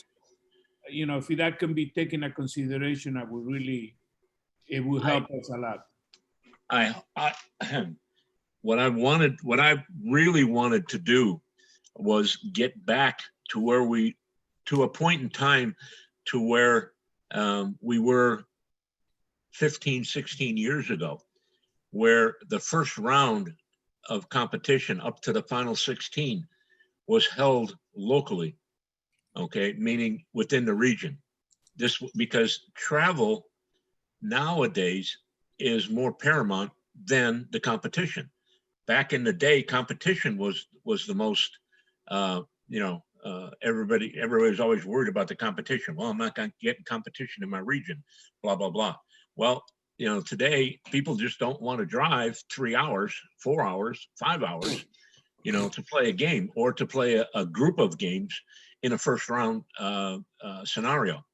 I'm hoping, and I know the competition committee is, it's split right now. Something we're going to discuss and hopefully make a recommendation to the board, and that the board will kind of understand, maybe at least give it a trial for a year for those state competitions, such as State Cup and President's Cup, where maybe we seed from the previous year and then have those first round competitions held within the region, so there isn't that vast amount of traveling. So there may be some light at the end of the tunnel for that. But again, that's gonna be up to the board to make that decision once a solid recommendation is made. I hear you, Danny. I hear you. Greg, another question. Is there any way to drag some of these competitions out throughout the year instead of shoving them all down at the end of the season in March, April, May? Is there a way we can start these tournaments in October, November? And maybe that would facilitate some fields in different regions where, instead of shoving it all down at the end of the year. I know everybody's talked about that and has looked at that. But when you talk about high school season starting basically in October, all right, it kind of puts a kibosh to club activities other than what seems to be showcases. And it always seems that high school players will not go to their high school game, you know, and go to a showcase out of state someplace, as opposed to playing their high school game. But a state cup competition or a President's Cup competition compared to their high school, it doesn't have the same gravity. And I don't get it. Okay, I don't get it. I mean, I come from a place where there's never been, from up north, there's never been a conflict with things like that. I did like the fact that the state cup, I would like to see the President's Cup, at least the first couple rounds, sometime in the fall, so that those teams, especially with the 18s and 19s, of course, you know, can still get to their graduation and commencement activities and everything that's necessary. It's going to take, seriously, it's going to take a lot of people putting aside their egos, okay, and their whatever, okay, for the betterment of the competition. Think, you know, because we always have special interest groups, certain teams. Well, I've got to reschedule this game because I'm out of the country. I got to reschedule this because we're going to a showcase. I guess, and I've always, people always sit here and beat me over the head for this, and I'm honest. It seems as though, you know, coaches, clubs, teams, and clubs don't map out their entire year. Some do, you know, and fantastic. That is that's what's supposed to happen. Come June 1st, when you're picking that team and have your tryouts, you should know that entire year what it's going to be like, what it's going to look like. Let's face it, the parents would love you and run you for president if you were able to do that, you know, because they want to get their vacations and they have stuff they want to do with their kids. Their kids are playing multiple sports. They got multiple kids having to cart around the state and around the region. So, you know, to have all that up front and done in June would be a godsend to everybody else trying to schedule tournaments and showcases and competitions. So, you know, I would just beg the clubs and the teams to take a real hard look at putting their timeline together for the year, so that, and knowing that the competition service, the folks in the office they want to schedule things out 6-8 months, a year, or even a year. They have the dates out for next year's cup competitions already. All right, they know what the dates are. They're out on the site. Okay, we as a whole, as a body, need to embrace that and, you know, plug that into the calendar for the year, so that we have, there's some harmony there and not so much, you know, irritation. So we just have to, you know, keep that in mind going forward. You okay with that, Daniel? Yeah, no, I mean, thanks for the answer. Definitely, you know, not the exact answer I was looking for, but thanks for the insight and being honest. Appreciate it. All right, no problem. Anybody else? Maybe following up on that, I mean, just because 2 or 3 age groups are playing high school in the fall shouldn't mean that puts a block to all the other age groups not playing. No. It was just going to be for 18s and 19s. Right. Well, but Yeah. everybody else, like U11 to U16, would be loving to play throughout the year, not only at the end. And great. That's a great suggestion. I'm writing that down. And to be honest with you, that's not so bad, because usually the junior season doesn't really get into full swing until the end of October. So, you know, as far as the juniors go, I don't see, you know, I mean, yeah, September would be a good month to at least get the first round done of state competitions. Leave the Commissioner's Cup till till the springtime. Right. How can we help you to make that happen? What we have to do is, well, we've got Region A here we have Region A here on board. We just have to get, we had Region B's last week. So we have to get back to Region B and get with them and get a buy-in from the regions to make this happen. And of course, we'll have to sit with Joel and his staff to rearrange some schedules and some things as far as fields and timelines to make that happen. It's not, we don't have to move heaven and hell to make it happen. We just need to get a buy-in that, all 4 regions this is something that they want. And once it does get implemented by Joel and his staff, we don't need somebody, we really wouldn't want somebody coming to us 2 weeks after the schedule's been made and we're ready to play saying, I've got 6 players out of the country. I've got a showcase competition that we must go to. Okay. So again, the communication as far as getting it out on the website, I'm sure will be good. What we need is everybody to check the website and check all those message boards and their emails that go out as a blast to make sure that they understand what's really going to take place. So, what we can do is I can get with Joel and Jill and maybe map out the next year from a junior perspective, maybe, and pushing some of those games into the fall, at least the first round, and see what happens. Right. And Greg, just so you know, from my end, I don't mind helping you and making sure we schedule around showcases. I don't mind helping on that. And if you need help from other people, just, because this is a huge thing. I think it would be great for the community in general, up through the state. I can't see how it's shoving these games, through 1 month at the end of the year helps anybody. I think if we spread it out, where you do a 1 week in a month might actually help, a lot of people throughout the state. So I don't mind helping and pointing out the big showcases and making sure we schedule around them. I have no issues helping you guys out. And awesome. If you create like FIFA dates where everybody knows those are the dates for this, and to your point of doing it in the beginning of the year, so we already know, everybody knows. And then listen, once you have your FIFA dates locked in, that's it. If someone needs to go to a showcase, unlucky for them. I mean, at some point, people need to fall in line for the system that works for everybody. Thank you for that, Tom.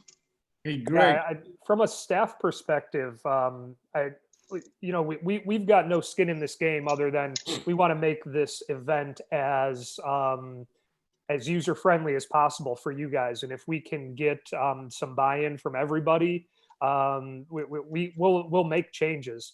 What I will say is that, believe it or not, for the state that we all live in, the season is pretty compact for being able to play throughout the winter. As a guy who's from Michigan and from Kansas City prior to this, there aren't a lot of available play dates with the high school season. We also have league considerations as well. We don't want to step on league dates for the weekends, but as Greg mentioned, we do want to get this stuff out there soon. We want to get it out there further in advance. So to your point, we can block these off in the calendar 8, 10, 12 months in advance. Those are the things that we want to do. However, we do need the support and help from everybody on this call, not only to rally for this idea, but to also help us with fields. Fields are at a premium in this state, which again is interesting given our climate, but we need your help with it. And again, if there are changes that make logical sense, I will commit from a staff perspective that we will make sense. I will say for this year, changes that are this big may be difficult, but we're absolutely open to listen and make some changes if they're supported. What is, I would ask, and it's probably a stupid question, but what would it take to get more fields from the region? I mean, I hear in my region, you're not paying us enough for, we get 25, 30 bucks if we, volunteer our fields and they get tore up and then we can't play games on them. I mean, Greg, one of the issues we have in Dade County, for instance, we have 2 complexes, one with 5 fields and one with 6 fields. That's it. Everybody else is trying to scrape together just enough field space to get some 9v9 and 77 games, have one of each. I mean, we have limited fields in Dade County. Broward's a little better off than we are, but Dade County is just, we're all fighting for one tiny, for a quarter of a field just for practice. What, Greg, just want to say something. That Daniel that is talking is my son, okay? He's learning the ropes. So when I'm finished, he's going to start giving you hell. Now, no, in I reference, met him. I met your son. I know.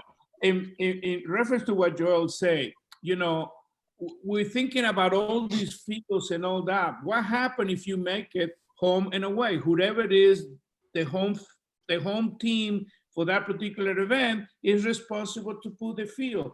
Then your off-field situation gets eliminated. I know what you're going to say about the staff that has to go there, but you have referees that are going to report the game anyway. Oh yeah. Yeah, that's a very similar way to how a lot of other states handle it. And in fact, we are adapting some of that for this upcoming year because of the coronavirus and COVID-19. You're going to see a bit more flexibility in the scheduling that you've seen in the past. The problem with home and away in a state our size is and some of it's just luck of the draw. There's going to be people who are negatively impacted who your away matches are 5.5 hours away, but your home matches, your opponent is, coming 20 minutes. So there's going to be people who are negatively impacted by that. Sometimes you win, sometimes you lose, and then we can look at trying to regionalize that as much as possible. But we have had those conversations. We've had those conversations with the competitions committee. Personally, my opinion, home and away is definitely something that we can explore. And fortunately, we're going to have a few good test cases this year with the coronavirus for not only State Cup and President's Cup, but also FSPL, Sunshine Conference are going to be doing some home and away with an effort to try to not gather these big groups of people together. Joel, just another thought. Is there any way, if we spread out these competitions so that they don't take place just in 2 months and they take place over 10 months, wouldn't we be able to use the Auburndale facility kind of as a neutral site so nobody has to drive 6 hours? That's some of what we're implementing with FSPL, where we're putting matches at Auburndale and saying your match is scheduled on this date at this time in Auburndale. If you don't want it there, move it.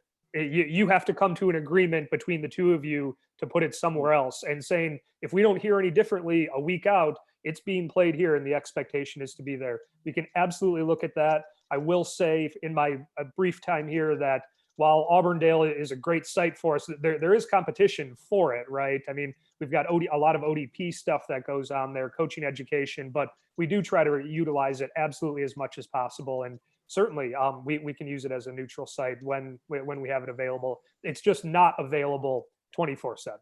And just one other thing, since you brought up FSPL, for FSPL, for a home game, you don't need an FYSA rep there, right? Just the club has a rep.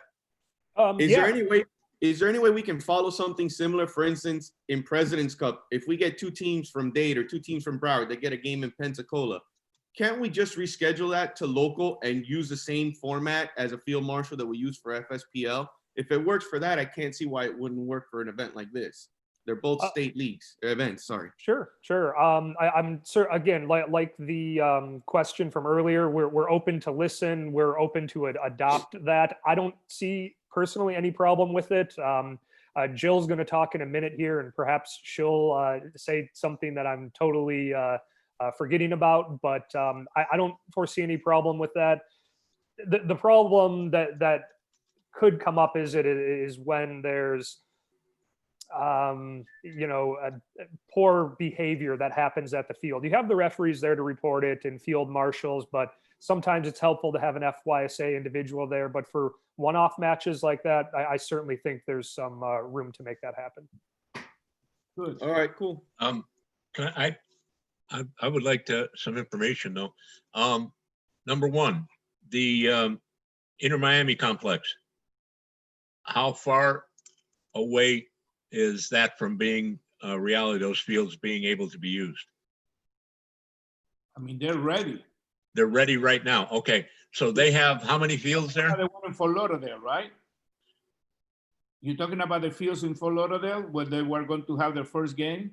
Yeah. And it was canceled? Yeah, that field is ready, but that's one. Those fields, how many fields do they have there? I don't know. Tommy, do you know how many fields they have there? Yeah, I just don't think we should count their chickens. No, I'm just looking for alternative areas. I'll give you an example. In Atlanta, no one gets on their fields. No one. Okay, so Atlanta United, their complex is their complex. If you ain't doing something with them, you ain't doing it. Pretty much. And that's why they're pristine the way they are. I'm not sure if Inter Miami is going to offer them up. They may do it once they are in Miami, and part of their commitment is at that complex for it to be a public complex, which is part of their trade-off for the field. But right now in Fort Lauderdale, you know, that's something that I think we need to take up with them. But again, in South Florida, to Danny's point, there are less fields per capita than anywhere. Even in New York City, we just, you know, don't have enough fields. Well, Justin, is that something that you can put on an agenda as an agenda item for this year coming up from a region VP standpoint, is to get some kind of communication with them about using their fields for State Cup, President's Cup type stuff, and maybe the fields over, the new fields over in Westlake as well? Yeah, I mean, we could always explore those opportunities. I mean, just because I can understand the plight there, but if there are complexes available, I mean, they should be. I would think they should be working with us. I mean, you know, they are an FYSA affiliate, so you know. And Greg, their website says the community will gain access to over 30 acres of green space to include proposed amenities such as youth soccer fields. So part of the sales pitch was they will let us use their fields. That's if they get the one in Miami. That's the one in Miami. No, Tommy, this is Inter Miami CF will transform a Fort Lauderdale Lockhart Stadium into its permanent training complex with an addition of 18,000 capacity stadium. The community will gain access to over 30 access fields. This is specifically to Lockhart. Okay, good. I didn't know that. That's good. There we go. Yes, sir. So Greg, we'll work on that. That's a start, right? We have a start. So, you know, I can, if you could just keep me informed, or if that goes to one of the assistant VPs there to take the charge up on that. Keep me in the loop. If you need anything from me, please keep me apprised, and I'll be more than happy to help out with that.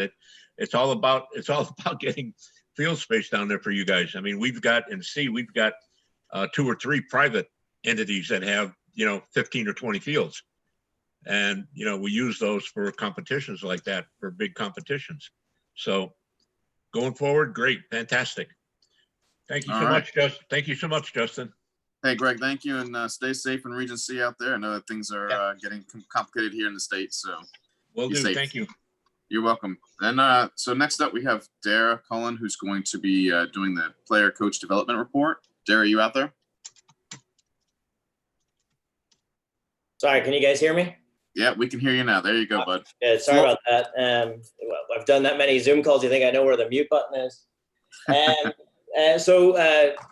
Good morning, everybody. I'd like to echo what Greg said. Thank you so very much for allowing me to serve. It has been, the last 11 months have been very, very interesting. I have attended several ODP, whether it be tryouts, events.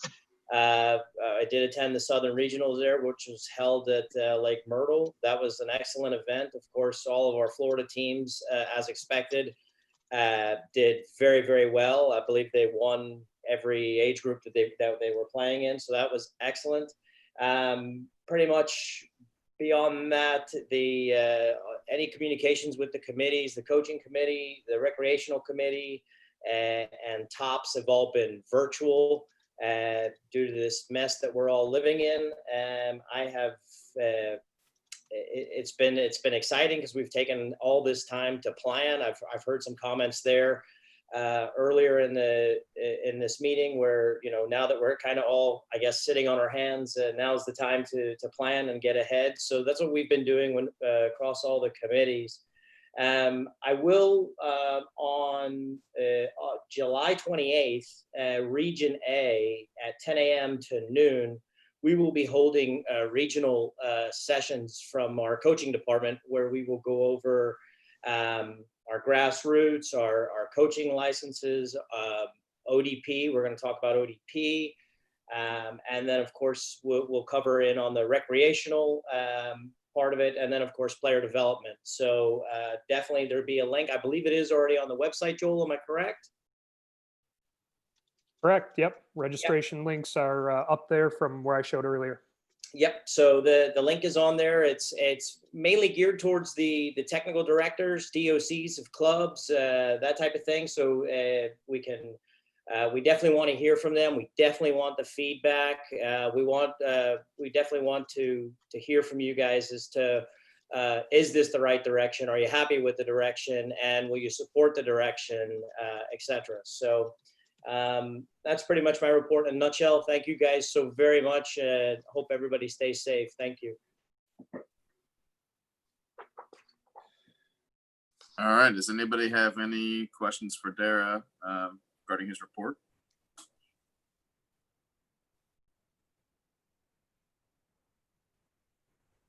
All right. Silence is a way of saying no. So that actually speeds. Thanks, Dara, for your. You could say other things. You could say other things. Thank you for your report, Dara. We appreciate that. Thank you all. The same for you. Stay safe out there in Region C as well. So we will move this along for Jill. Jill, you got bumped up a few minutes early here. You ready to roll? I am ready. All right, guys. Well, hey, welcome, Jill. She's going to cover the FISA competitions, and she might be able to have some more insight on the questions a lot of you fired off at Greg as well. So the floor is yours, Jill, and thank you. Okay, before I go into my bullet points on here, the conversation regarding having FIFA dates and such, since I joined FYSA 3 years ago, it was a priority of mine to have dates out 2 years in advance. Those have always been there. So to your point that we should have scheduled dates, they are there, but people choose to ignore them and things that come up, and we're the ones, you know, tasked with trying to be flexible.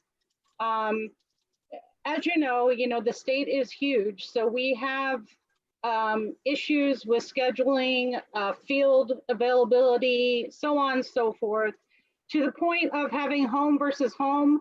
This has already been discussed and approved by that competitive committee, that we would schedule all matches on Lake Myrtle, and then those games, like Joel said, for FSPL, could then be decided by the teams to move to a local versus local.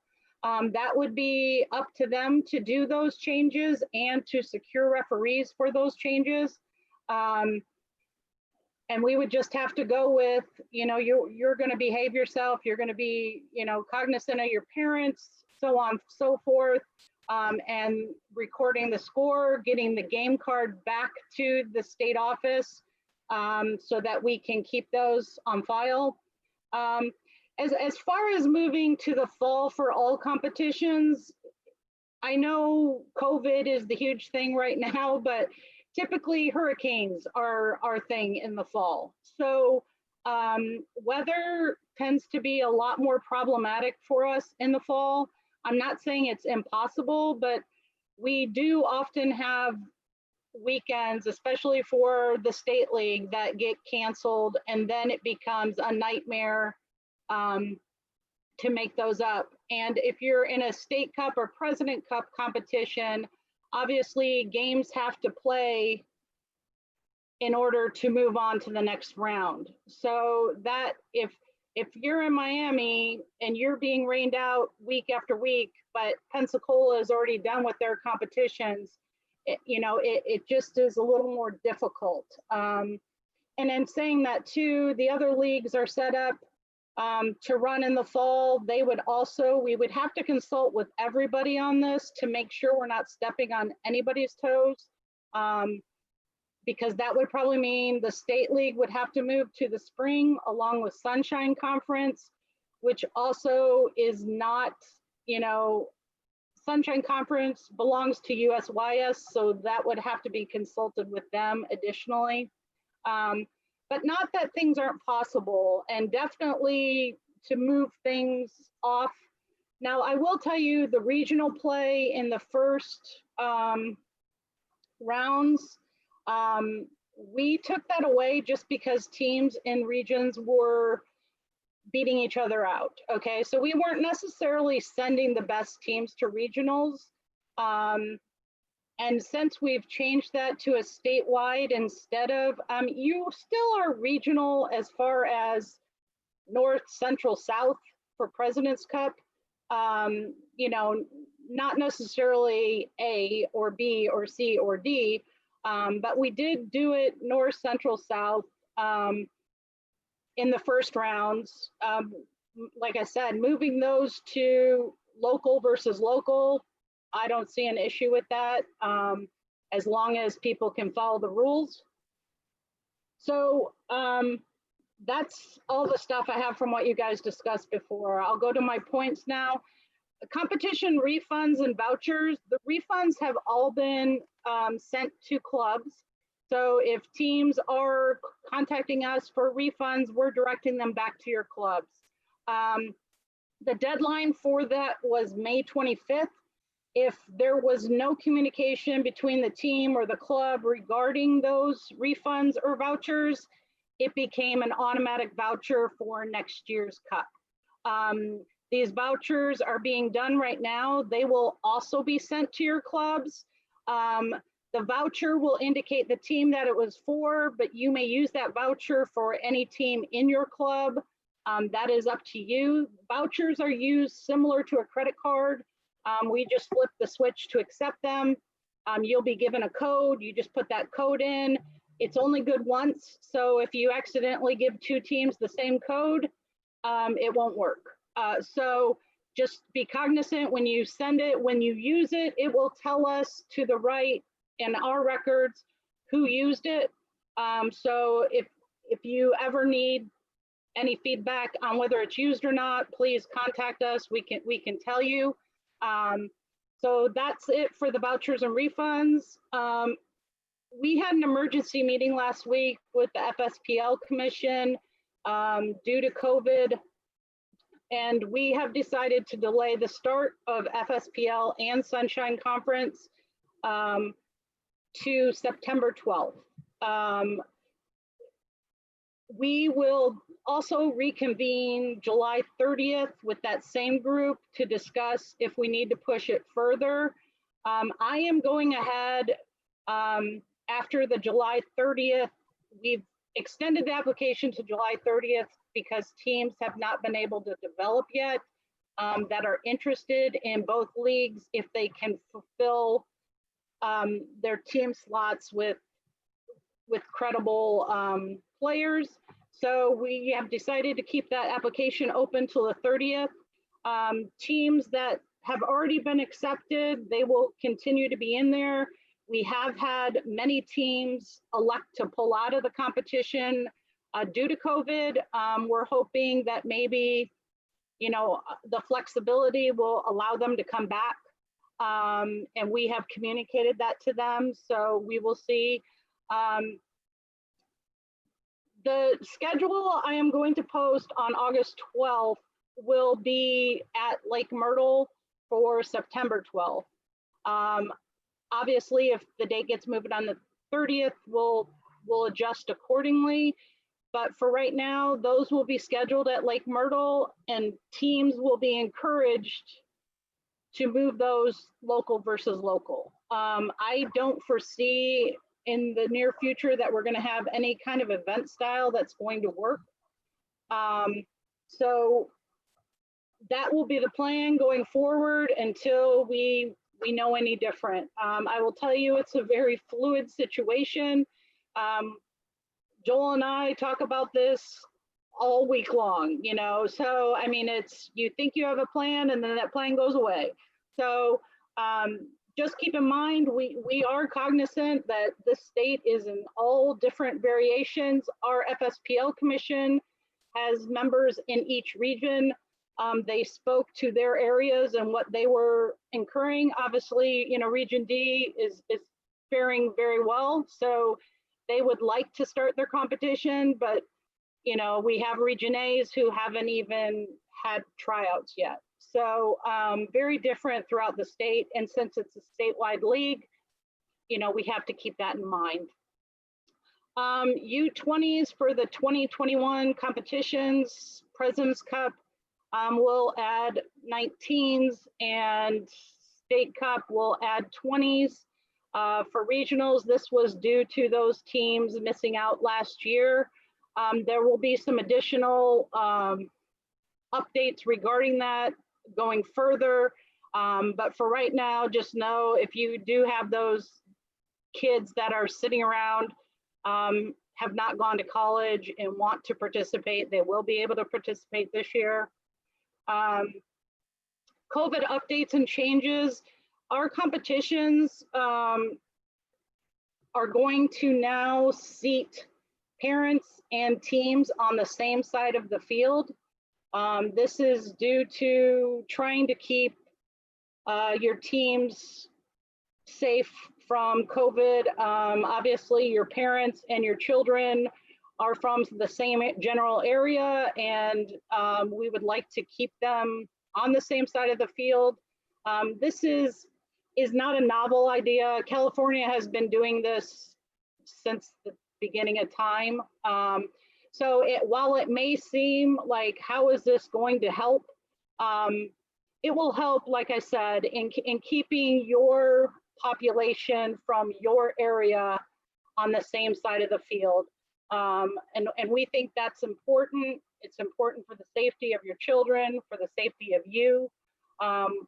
We also are following the protocols that were put in place by, you know, Joel and the board. So all those things will occur this coming year. That being the most, the biggest change that people won't be used to. And this will be also something that we need to make sure of when your teams are playing a home versus home situation, that this is occurring also. Any questions? Jill, real quick, I wanted to touch base when you were touching up on spreading out the President's Cup and how it impacts leagues. As somebody that runs the largest league in Dade County, I can tell you for us personally, spreading it out and having a weekend in November, a weekend in December after hurricane season is much better for us and the teams than the way it is now, because a lot of the teams, there's a lot of last second rescheduling done now, the way that the schedule comes out, because a lot of teams that because of field space or whatever don't get their schedules until the week of. So as somebody that runs the league, it's much better for us to spread it out than the way it's jam-packed, where if I win this weekend, I got to play next weekend. So it's like a lot of constant rescheduling the way it's done now, and it'd be much easier for everybody if it's spread out. I understand there's other things with FSPL, like you mentioned, that may conflict logistically, but just for the league portion that you said, definitely for us down here in Dade County, it's much better to spread it out. But I mean, I understand what you're saying, Daniel. Also, you know, you're one league, right? We have 30 leagues in this state. So like I said, I mean, Dade County. I only spoke for Dade County. Well, I know, I'm understanding that, but what I'm saying to you is that we need to speak to all 30 of those constituents to make sure that it's going to be okay with them that we do this. And if you do that, we would also have to ask them to make sure they don't schedule on those dates, because the problem we foresee always is teams are hoping that their schedule will match what happens in President's Cup when it should be the other way around. They should know those dates, and they do know those dates, and those should not be, all their league games should not be. Yeah, but what happens is spring season starts in March. So I can't just not schedule them any games in March because then they wouldn't have enough time to play the games. So what happens is they do got to have some March games. But if you and so I can't just block them off all of March. But if you told me this weekend in November, this weekend in December, this weekend, I could block those off and I don't schedule anybody those weekends. I can speak for myself.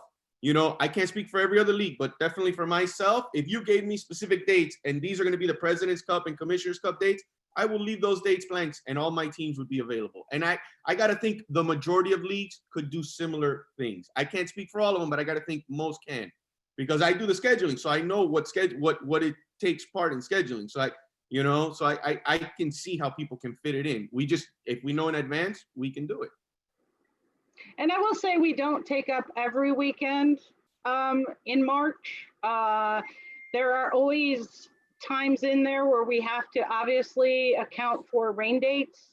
I will say that this year's State Cup was going to be different in the fact that the teams that had received seeding points, 16 of them were already seeded into the round of 32, which means all they had to do was the round of 32, round of 16, and finals. That was a big change that obviously we didn't get to see this year because we didn't have State Cup. But this will allow those teams, the high-level teams, especially in State Cup, to not beat themselves up in the spring and to be able to have a team. I will also note to you that there are states that do have fall competitions. The biggest problem they have by competing in the fall is that those teams fall apart in the spring and no longer wish to go to regionals. When teams, we pay for regionals for our teams, but when teams pull out and we don't have a team to replace them, we end up getting charged, depending on the time frame, $3,500 and up. So that's a huge expense for us to have to claim and pay when teams kind of fall apart. But Jill, I'm not saying to do the whole competition in the fall. I'm saying start in the fall and spread it out through the season. So if it still ends in April, that's fine. They're not going to fall apart between April and June, if that's what your worry is. I'm saying spread it out through the year, not do the tournament in November. Do a weekend in November, a weekend in December, and spread it out so that way it lasts through the season. Yeah, and like Joel said, we're not opposed to talking about this stuff, bringing it. I would encourage you to get with your other league people and make sure that that is kosher with all of them, because we have had pushbacks from leagues, regarding scheduling. And again, it would take a lot of planning. It's not something you can just say, yeah, we'll do it and we'll implement it next year. We have to work around FSPL, Sunshine Conference, everybody else's leagues. Also keep in mind, there are two people in the office in the competitive group, me and Jonathan. So we end up doing all of this stuff, and it's a lot. So if would you like me to write up a proposal that you can share with other people? Sure, that'd be great. I'll write it up. I'll put it together for you. You can share. All you have to do is send an email, and I'll do the legwork. I have no problem. There you go.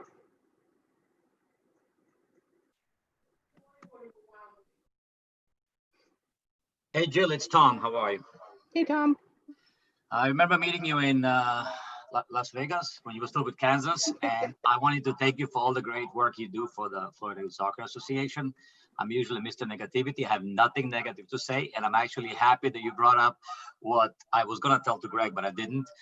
And that is the fact that, and I'm not diminishing the D region or anybody else, but if the D doesn't have a U16 team and A has 3 good teams, if they eliminate each other out by playing locally, as much as we want to play locally and not get corona and all this other stuff, you're right. And I knew you were going to bring it up. That's why I didn't bring it up with Greg. It is important not to play local in the first rounds on those competitions for that reason. It's a state competition. People who enter into state competition need to know they're going to be playing statewide. And I don't want to play exact same team I played the week before in one of the leagues. And so I'm glad you brought it up, and thank you for all the hard work. Thank you, Tom. Supposedly Jonathan too, I don't know.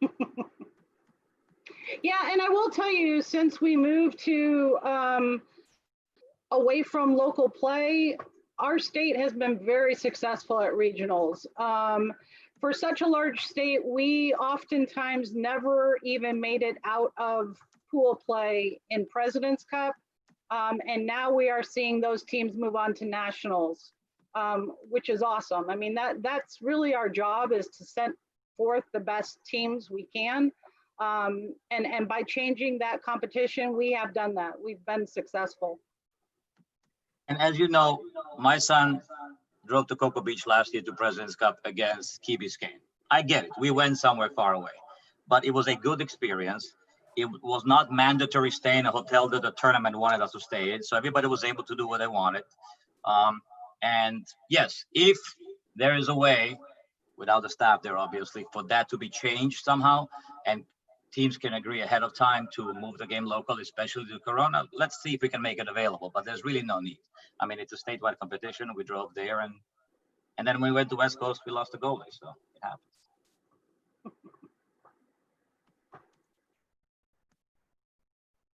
All right, any other questions for Jill? Hi, Dale. Stefan here from HWA Rush. Is there, we do the scheduling for the Palm Beach Soccer League on God Soccer, and there we can talk to the other teams about, on God Soccer, about changing the schedule, changing the games. For FSPL, we have to ask you for that. Is there any possibility of giving us the chance to do that directly to the other clubs? I'm having a hard time understanding what you're saying, but if you're asking about how those games will be moved, we will have a dedicated email for changes. And we are actually developing that currently to have exactly what you need in order to reschedule a match. Obviously, both teams have to be in agreement. You need to have a date, a time, and referees in order for us to move that match. Got Soccer does have a function that you can request inside of the program to change those. Oftentimes though, I mean, we found it last year, we used it. And oftentimes when we went to change it, people were like, nope, it changed again. So that was not very reliable, and we need more tracking of the changes. So that is how we will do it. We'll have a dedicated email specifically for reschedules, changes to the schedule. Now I will tell you, on August 12th, when we open up that, we will have a period of time that will be open, the entire schedule. So if teams want to move something, that's scheduled on September 12th, like for instance, Region D, they want to play earlier, they can move it to an August date as long as they have, the blessing from their counties, cities, whatever protocol they have in place to play those matches. I hope I answered your question. Yeah, I guess that's what I was saying, that we do use that for Palm Beach Soccer League, and it works great, and it takes out having to do it via email. But I understand, obviously, you have to do whatever you think is best and works best.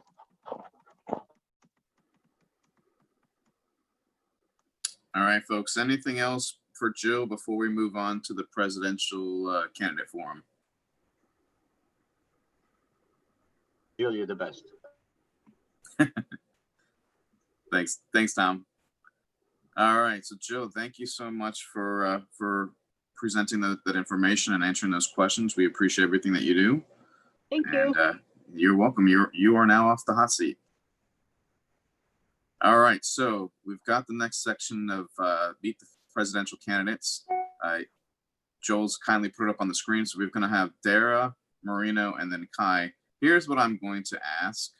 First off, are all three of you on the Zoom meeting right now? I see Dara there. Marino, Kai, I'm here. Kai, thank you. Marino? And Marino, there is a mute button. He was on earlier. I saw him earlier.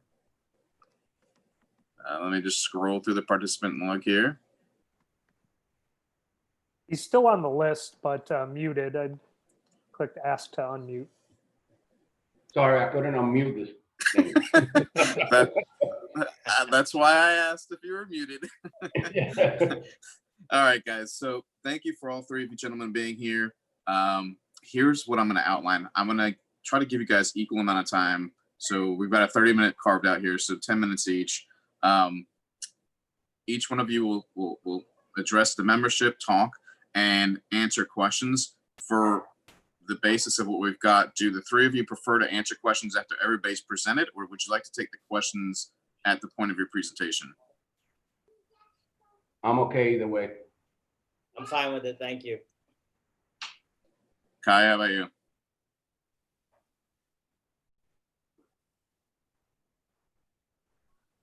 Kai? Still his phone being mute. Kai, can you hear us? Hey, Justin, I'd let them make their opening comments, and then as questions come up, they can each take a stab at it. It's worked well in the past. Yeah. All right. Let's roll with that. So then, Dara, yeah, I'm going to let you roll first. So go ahead and have your moment of time, and then we'll move on. Yeah, sure. Again, good morning, Region A.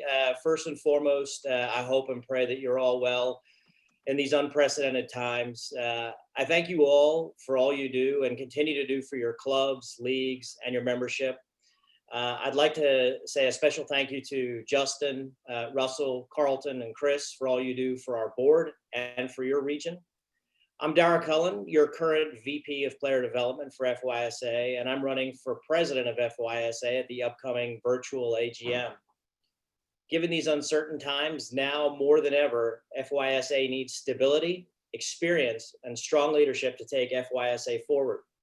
Given my extensive background of being a president of a club, a VP of a state, your current VP of Player Development, a director of a tournament, I've represented our state at the national level many times. I'm a nationally licensed coach and a current player. I still try.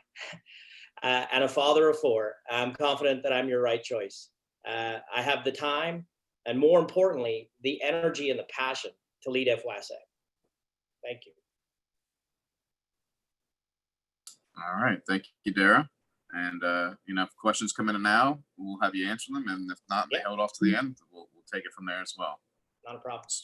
So we'll just give a second, see if anybody has any questions.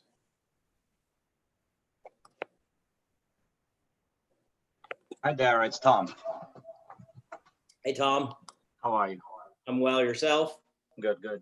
Unlike Vladimir Putin, could you pledge that if you win for 8 years and then you have 2 years of immediate past president, you won't come back for another 30 years afterwards? I promise. Thank you. Oh, goodness, Tom. Love you, bud, but you're funny sometimes.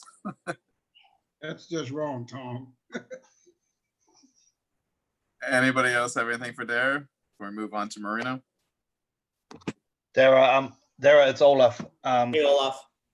Hey, Dara, just a couple of things. Can you just outline a little bit of where do you see FYSA currently? What are the areas that you think are working well? What are the areas that might need to be improved? And where do you see, most importantly, where do you see it like being in 2, 3, 4 years?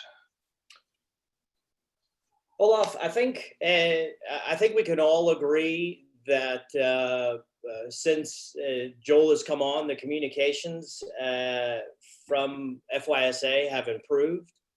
I believe that those, there's always room for improvement.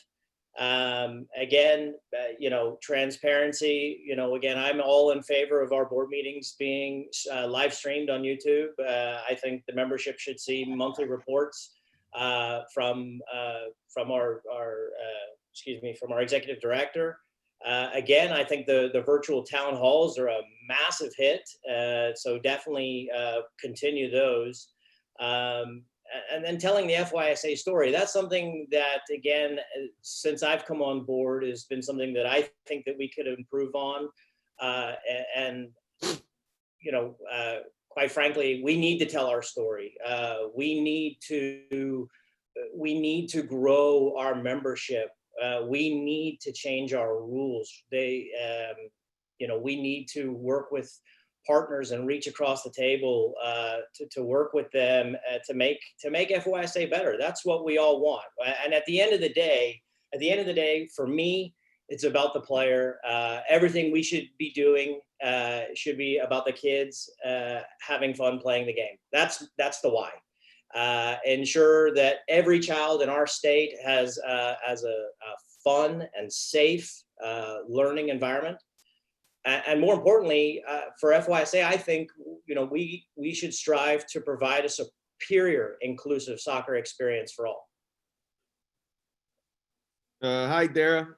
Danny here. I have a question for you, kind of to piggyback off of that answer you just gave. So over the last few years, it seems like FYSA has kind of taken their own form and kind of listened to the membership less and kind of do what they want more. And it feels that a lot of decisions aren't with regards to what you just said there at the end, that it's about fun for the kids. And it seems decisions are made based on money. And they're not necessarily what's good for everybody. So my question is basically, are we going to continue in that process, or are we going to finally start listening to the membership again and doing things to help the membership overall, and not just bringing in a random league because we're scared that they're going to go to US club, which has happened. And so that, you know, what's, I guess, to go piggyback, what's the future? What are we doing in the next few years? Well, definitely, Danny, thank you for the question. And 100%, my ears are wide open. I in no way, I mean, yes, I have experience, you know, as I stated there, but in no way, shape, or form am I going to be closed off. I am probably going to be very, very involved. I want to work with the clubs, the leagues, to help enhance your programs. You know, too often we hear US club this and US club that. Yeah, okay, they're there. We know they're there, but we've got to fight for our own first. And definitely, I'm putting our membership before all. And again, I want to grow it. And you know, there's a lot to be done. It's a critical time. We're all, again, sitting on our hands, as I stated in my other report. Now's that time to plan. Now's that time to reach out, to have virtual meetings. Hey, Miami, how can I help? What are the challenges? Fields. When I was the VP of FSSA, Broward women played out at Piccolo Park. Well, sorry, they weren't able to get into Piccolo Park. And we worked with the municipalities. I drove down there. I'm actually when I first moved to America from Ireland, I lived in Broward County. So I would consider myself a native. But again, we worked with municipalities and got that women's league up and running. And it was one of the largest women leagues in South Florida. So again, it's I'm here. I will use my experience and any tact I can to help grow. Again, at the end of the day, it's about getting those kids on the field and letting them have the best time of their life, because it's the greatest game in the world, and I think you all agree. Thank you very much for your answer. Appreciate it. Thank you, Danny. There, following my son's comments to you, you know, during the years I have seen FYSA changing too. I've been involved with FYSA for the past 35 years. I'm a past state register. I wrote the code of ethics the FYSA uses right now, but I have seen changes. And the changes that I have seen, and I know my son thinks the same way, he didn't say that, but since I don't have, you know, I like to be transparent, it has changed to the point that FYSA, or at least some of the people in FYSA, thinks that we work for them. They don't seem to realize that FYSA is supposed to work for their affiliates. And until I don't see that happening, I'm losing faith in FYSA after so many years involved with it. What do you think about that? Again, you know, yes, people have become disenchanted, disenfranchised with whether it be the rules, the policies, things that have happened. But again, as I said there to your son, Daniel, I am all ears. I will listen. I will react. I will act. I will get it done.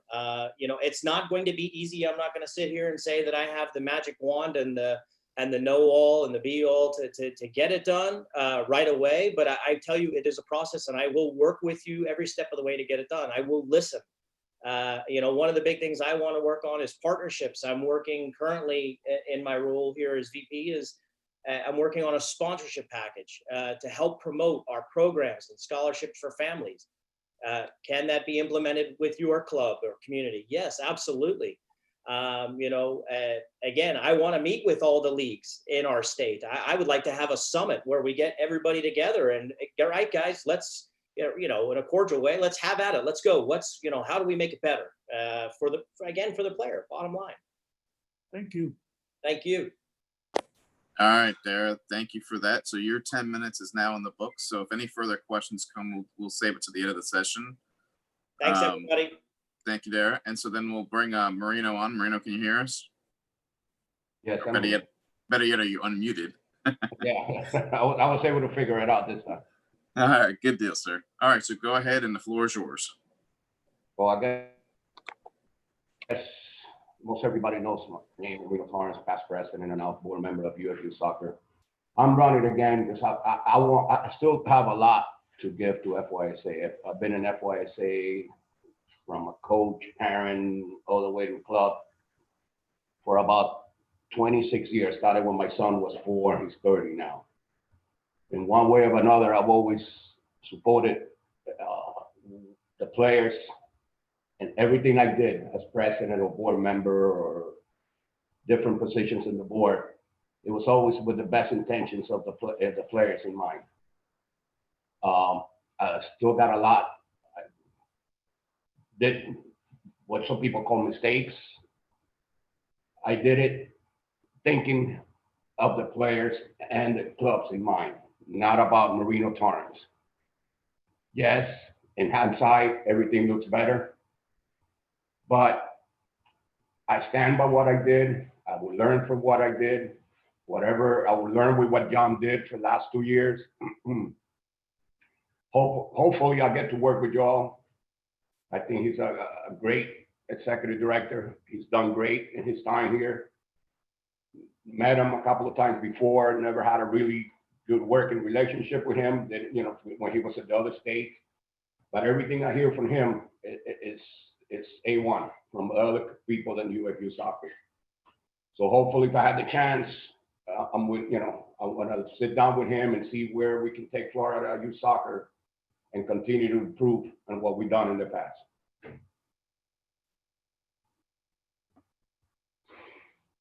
Any questions? And I know, Tom, I don't have your support, but hey, it's a democratic way, right? You're right about that. That's it. It is what it is. Marino, let me ask you a question. I guess it's a question section. I am in support of changing 3008.1 and 3008.2. I think Michael has a good amendment. But how do you justify the fact that you were in complete violation of those rules while you were serving as a president for the last 8 years? Can you tell me what I was in violation of? You were served, well, you ran CTC Bandits, and you were an officer director or whatever office you were holding. You certainly were not coaching for that club for 8 years while you were president. I was just a non-board member. I was just a registrar of the club and a referee assigner. The board of directors decided many, many years ago that as a registrar, you were not a voting member of any club. You can still serve in FYSA. And other people have served the same position. Like I said, I'm not against abolishing the rule. I know Justin had to step down from PBSL when he got elected. Since you were the president during those years and none of the conflict of interest forms were disclosed, we don't really know what was or wasn't disclosed. But I think majority feels that there was a huge violation of that rule. Well, if he was a board member of the PBSL, then he was a voting member of PBSL. I was never a board member of CTC. I never voted for anything that had to do with CTC. And I'm still the registrar of CTC. I mean, And I'm actually on the UFU board of directors, and they don't see it as a conflict. Everything that I did was always in the conflict of interest form. I listed the clubs that I assigned for, and it was always up front.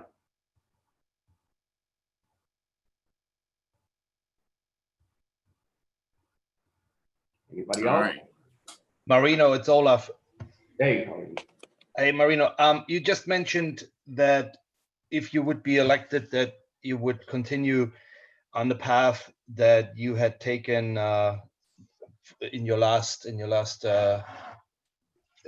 terms that you served there. Now, is there anything in looking at FYSA states, and it's a similar question that I just asked Dara there, is there anything in the current state of FYSA which apparently is not a perfect one that you feel that would need to change, and where do you see this go? I mean, what does FYSA look like for you in about 2 or 3 years?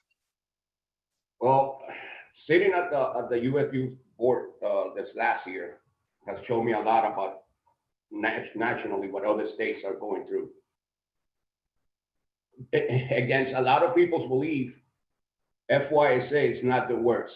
Okay. What I mentioned before is I will learn from the mistakes that I made. To some people, they're mistakes. To me, there was just hard decisions to make. And like it was mentioned before, it's a statewide. When you make a decision as a board of directors, it's statewide. You cannot only have one part of the state or one group in the state and make a decision just based on those. You have to look at the whole picture. And it's very hard. It's very hard when you're sitting up there to say, okay, well, I'm from South Florida. I should vote in favor of South Florida. Well, that's not what the whole state put me there for. And you have to make those tough decisions sometimes. And everything is done as a board. I mean, people that think that just because you become president, you can change this and do that and do the other thing. It's up to 19 people on that board, 18 people, actually, because the 19 doesn't have a vote, which is me. I'm only there in case, it's a tie. And not many things come up to the president to vote. Okay, yes, we do have some power running the meetings and going and representing the state at the national and regional. But everything else is done as a board and it's done as a group. And once we do it, every single one of us should be in support of what the board voted. You cannot just say, oh, I didn't vote on that, so I'm not going to support it. You can't. I mean, you have to represent the whole state. Yes, there's something I like some of this that we didn't do in the past, and what John started doing and Derek mentioned now having this meetings, online and all that. I'm not a computer guy. That never came up to my mind. But now having Joel there, and we all know, Joel is more into technology. We have this guy at their office in communication, Jared, that is great. His hands were tied in the past by some of the people on the board. He's done great in the last couple of years when his hands have been free and he's been able to do the things that he wants to do. So I'm willing to continue to this word transparency or whatever, just public. I mean, the board of directors meetings are always open to the public. Anybody could have gone there. Now, people thought that we were doing things in closed. No, I mean, that's a public record. Everything is there. Anybody can show up in a meeting. And Tom has been in a few in the past. I mean, there's nothing that we do that is high. I mean, everything is in the open. Now it's a little bit more with technology and the computer and all this stuff. And if this is the way the people want us to continue to work, if I get elected, we'll continue to do this. There's no problem. Marino, I want to ask a question. Are you for the 50-mile rule or you're against it? I'm not either. It's what the membership decides. If the membership decides in a couple of weeks to keep it, it will be a hard decision for the board of directors because right now we're violating a couple of rules, bylaws. We're violating our own bylaws and we're violating U.S. Soccer's bylaws. So that's something that you guys have to keep in mind when you're voting, because even if you vote to keep the 50-mile rules, the board of directors is going to have a very hard decision to allow that to happen. because then we'll be in violation of our bylaw. And you all know, for years, we have said that if somebody took it out with US Soccer, that we would lose that. And you guys, the membership, and I'm not only talking about you guys here on this phone. When Tommy Thompson got in front of the AGM and says we're in violation of a rule, and everybody voted to keep it, and they'll said we'll pay for those expenses. You remember because you were there. You people got up and said we will defend it with our own money. You guys voted for it. We decided to keep it, but I believe I don't believe it will stand any longer. And Marino, I don't want to take any of your time to talk about 15-mile rule, except the fact that it's not in violation of 212, but we'll talk about it in another section. Let me ask you something. So you said you were not on the board of CTC Bandits at the time. Does Manny Rivera live in your house? No, but okay. No. So if the address of the CTC Bandit Corporation is in your house, your wife is the VP, and Manny Rivera, who I still don't think lives, is the president, isn't that kind of just bypassing, saying I am not on a board of this club, while in reality you run the club? My wife does the books for CTC because Manny asked her to do it. I'm only the registrar and the referee assigner for the club and a few other clubs around. We can agree to disagree. That's your perception. I can't change you. I got a question. I got a question here from a couple people in your region that keep getting knocked off the call. And their question is, Marino, you were a past president and then John took over. And in those 3.5, 4 years, membership and numbers in FYSA have been declining. What specifically are you going to implement or do other than listen to everybody to increase those numbers? Do you have the numbers in front of you for the last 3 or 4 years, Greg? I don't have them right here, but I know it was part of a discussion that the board had 6 months ago. I think maybe Alice may have provided some of them, some of the numbers, not all of them, but this is a question. This is a question coming from one of your constituents in Region A. That's fine. Not mine. Not mine. I'm just relaying it because they texted me. Hey, that's fine, Greg. I'm not saying you're. I can tell you this year's numbers are going to be low because we lost a whole spring season when it comes to rec players. I would imagine that we're going to be around 100. I don't know, but for the last few years, we've been over 100,000 every year. Okay, and I know that for a fact because I see the numbers now in the board of directors of UFU Soccer. I've seen the numbers for the last few years. We are one of the states that has stayed over 100,000 no matter what has happened. So if somebody can show me that I'm wrong in the numbers, bring it and we'll see. But all these things, the numbers are going down every year. When you look at the end numbers, those are not the facts. All right, Marino, so that's going to be your 10 minutes. Thank you for the time. It wasn't that painful. I'm glad. And then now we're going to turn the floor over to Kai. Kai, can you speak? There you go. Perfect. Can you guys hear me? I'm also away, just like Eric, just not we in can Minnesota. hear you. Yeah, we can hear you Okay. good. So the floor is yours, sir. Well, all right. Thank you guys for having me. Thank you, Justin. And if you guys maybe have received my emails, hopefully, I've also created a website. It's Kai, KAIFOR, FYSApresident.com, Kai for FYSApresident.com. On there, you will find my 14-point plan along with the podcast I've started. My background, just a quick one. I've been involved in recreational soccer, competitive soccer, high school, college, and professional soccer as well. I've currently the director of soccer operations for PC United in Region C, and I am the technical director of the Tampa Bay Rowdies WPSL team. and I was part of the FYSA board for 10 months. As far as presidency, obviously, and my involvement, for some of you might know, back in 2016, I got involved because of the tryout rule, and I proposed a tryout rule. But after I created a survey and got the input of the membership, after that, I created another survey that I got feedback from to engage with the FYSA board of directors, because I was curious on a direction, on a plan, if they had a plan. Clearly came to find out there was no 3 to 5 year plan or any plan. And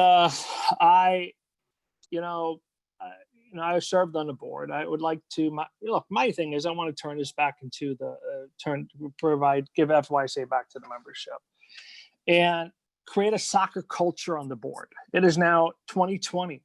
And yes, and I for that we should allow people involved, technical directors, DOC should be allowed to serve on the board. We're in 2020. We need to make this a soccer organization. We spent during my time on the board, we spent so much time talking about U.S. club soccer. I thought it was actually on the board for U.S. club soccer at times. And guess what? We need our own identity. Yes, it's good to look at the competition at times, see what they're doing, but we shouldn't be reactionary. We need to be proactive. We need to create a culture. And the 14-point plan is not just from me. It's from the years of talking to everyone across the state and listening to feedback. We have a lot of things to work through. The 15-mile rule. We have to look at the tryout rule. Listening to this call, we can't find and solve problems just within a week or two. This is a process. We need to have a dialogue. We need to come up with proposals. We need to have, yes, it's going to take some time. And it's my 14-point plan. It's over a 2-year period. It might take longer. You can't rush certain things, just like player development, right? There's a plan and it takes time to develop into a proper player. It takes time to develop a team. Same thing with a state organization, there's transparency, right? And the pillars I'm basing the 14-point plans of is transparency, efficiency, integrity, fairness, and inclusion. And, again, you can look at that. If you go to my website, kai4fysapresident.com, you'll see the 14-point plan. Again, there's obviously more things that need to be done. And we've made some progress, back in 2017, through my survey that I've created back then, we've asked for, members wanted on the board meetings to be online. Well, 3 years later, we have that now. Joel's been a great addition. And what I like about this election is that myself and Daryl, we're two candidates that do not have a long history to be on the board. And I think it's time for a new blood. I think it's time for new ideas. It's time and it is time to get the membership. Listen, is there an us versus them mentality at times? Yes, there is, without a doubt. It's in my opinion. I was on the board for 10 months. I stepped away from the board because I was frustrated and I wanted to run a campaign without being censored. I wanted to be myself. And as president, I wanted to continue to be myself and continue to use social media and podcasts and continue to have a conversation with the membership. And that's where I'm at right now. I was frustrated as a board member. There's some, yes, listen, I have nothing against any board member personally. To me, it's just the philosophy and the way we go about it. And we need to, and what I'd like to do is, is to take that and if I get elected and bring this back to the membership and to have a plan.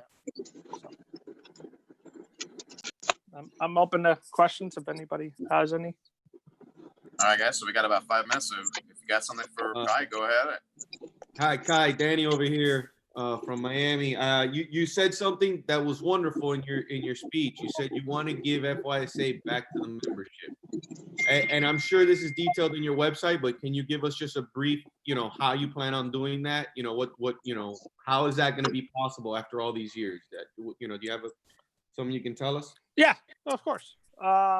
First of all, it comes down to hosting more town hall meetings and having more committees. Like one of the things I've have proposed in here is enhanced communication with membership, number one. And I'll read it real quick. And one of my goals during my presidency will be to enhance FYSA communication with its membership by continuing to improve social media, stream board meetings, host virtual town halls. In addition, I propose launching an FYSA podcast and video cast for members to provide for membership so we can provide updates. But here's the thing is I propose requiring all regional vice presidents to host 6 to 8 virtual meetings with their region. The DOC to host 6 to 8 virtual DOC roundtables per seasonal year. And the assistant DOC to host 6 to 8 virtual roundtable tables meeting with recreational leaders. We need to have more. We need to have these meetings. We on a regular basis, so we can have the flow of communication. We can have directors and presidents to sit on these calls to have a dialogue. And then if we have issues within that region, there needs to be discussion. Like for example, I'll just point out with Inter Miami, right? I would have loved to have seen, if it was possible, I don't know or not, but I would love to have seen the people from Inter Miami and every club from Region A and FYSA to sit together in a place where now it's obviously not possible during COVID and start having that dialogue about them becoming a member and how would that look like, and not have just an executive decision to make them a member, right? And that is just one of the things, obviously. And then, a couple of things here is, let me see here, real quick. I'm looking at my plan right now. I just want to read another thing. Okay. League-wide, focus on statewide league structure. We have 1,000 leagues in the state. We got to look at what's best for the game and not just continue to just add a league. But the structure, I keep coming back to, if you look at my 14-point plan, it's always coming back to membership with their input, having committees and having surveys. And yes, it's a lot of work, but get it done. I have proven over the last couple of years that I have put in the work. I wasn't a board member. I did it myself because I love talking to the soccer community and hearing what they have to say.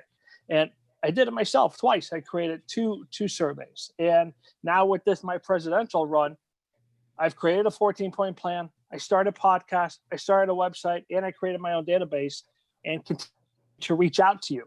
And that is my strategy going forward. It has to always come back to the membership. And if you're transparent and you stream things and you have meetings, you're held accountable. And that's how you change the messaging. That's how you include the membership on the decision making.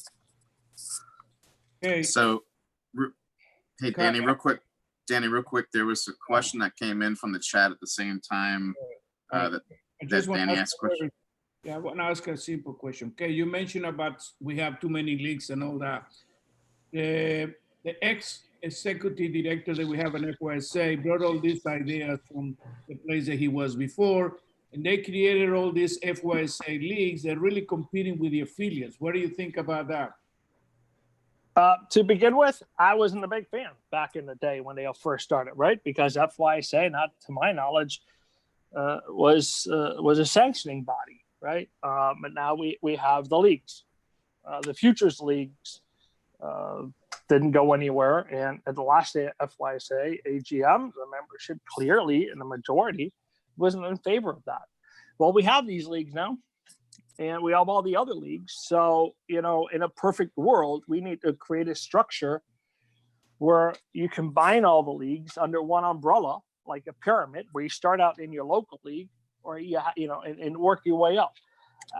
how will that look like? I don't know, but you need to bring everybody together first. Okay. You got to have a goal. Okay. How do we get everybody into a structure? And that's not going to be solved over at one AGM.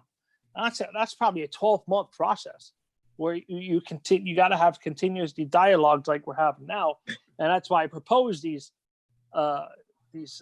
virtual meetings for the regional VPs and also for Jill or Mike Strickler to have more of these, because it's going to take time and we got to get all the feedback, and then there's got to be committees. But this is not going to, we're not going to change the switch. It's just like with player development. It takes time. It might take 2 to 4 years, but we got to start somewhere. And that's why, there is a plan, and you got to have a plan, and you got to start somewhere, and you got to have a plan. You got to have a directional. So a question came in from the chat, and it says, and I'm assuming that this might be directed towards everybody and then to you, Kai, I'm not sure, but It said, how will you handle your commitments with your club? And then it says to Kai, are you able to resign your position upon being elected? Okay. Should I go first, or should the other guys go? Hey, Kai, can I say something? What's that? If Kai was elected or anybody else is elected, they don't have to resign their position until their next AGM of their club, which could be August of next year. We do have some amendments proposed that would probably strike that out. So unlike in a previous year where whether Marino is right or wrong, we have to put 10 people unrelated.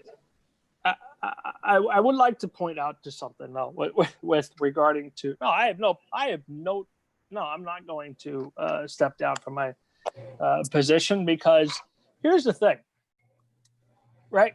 I was on the board for 10 months. I didn't get kicked off, and I provided a conflict of interest form in August when I took my position.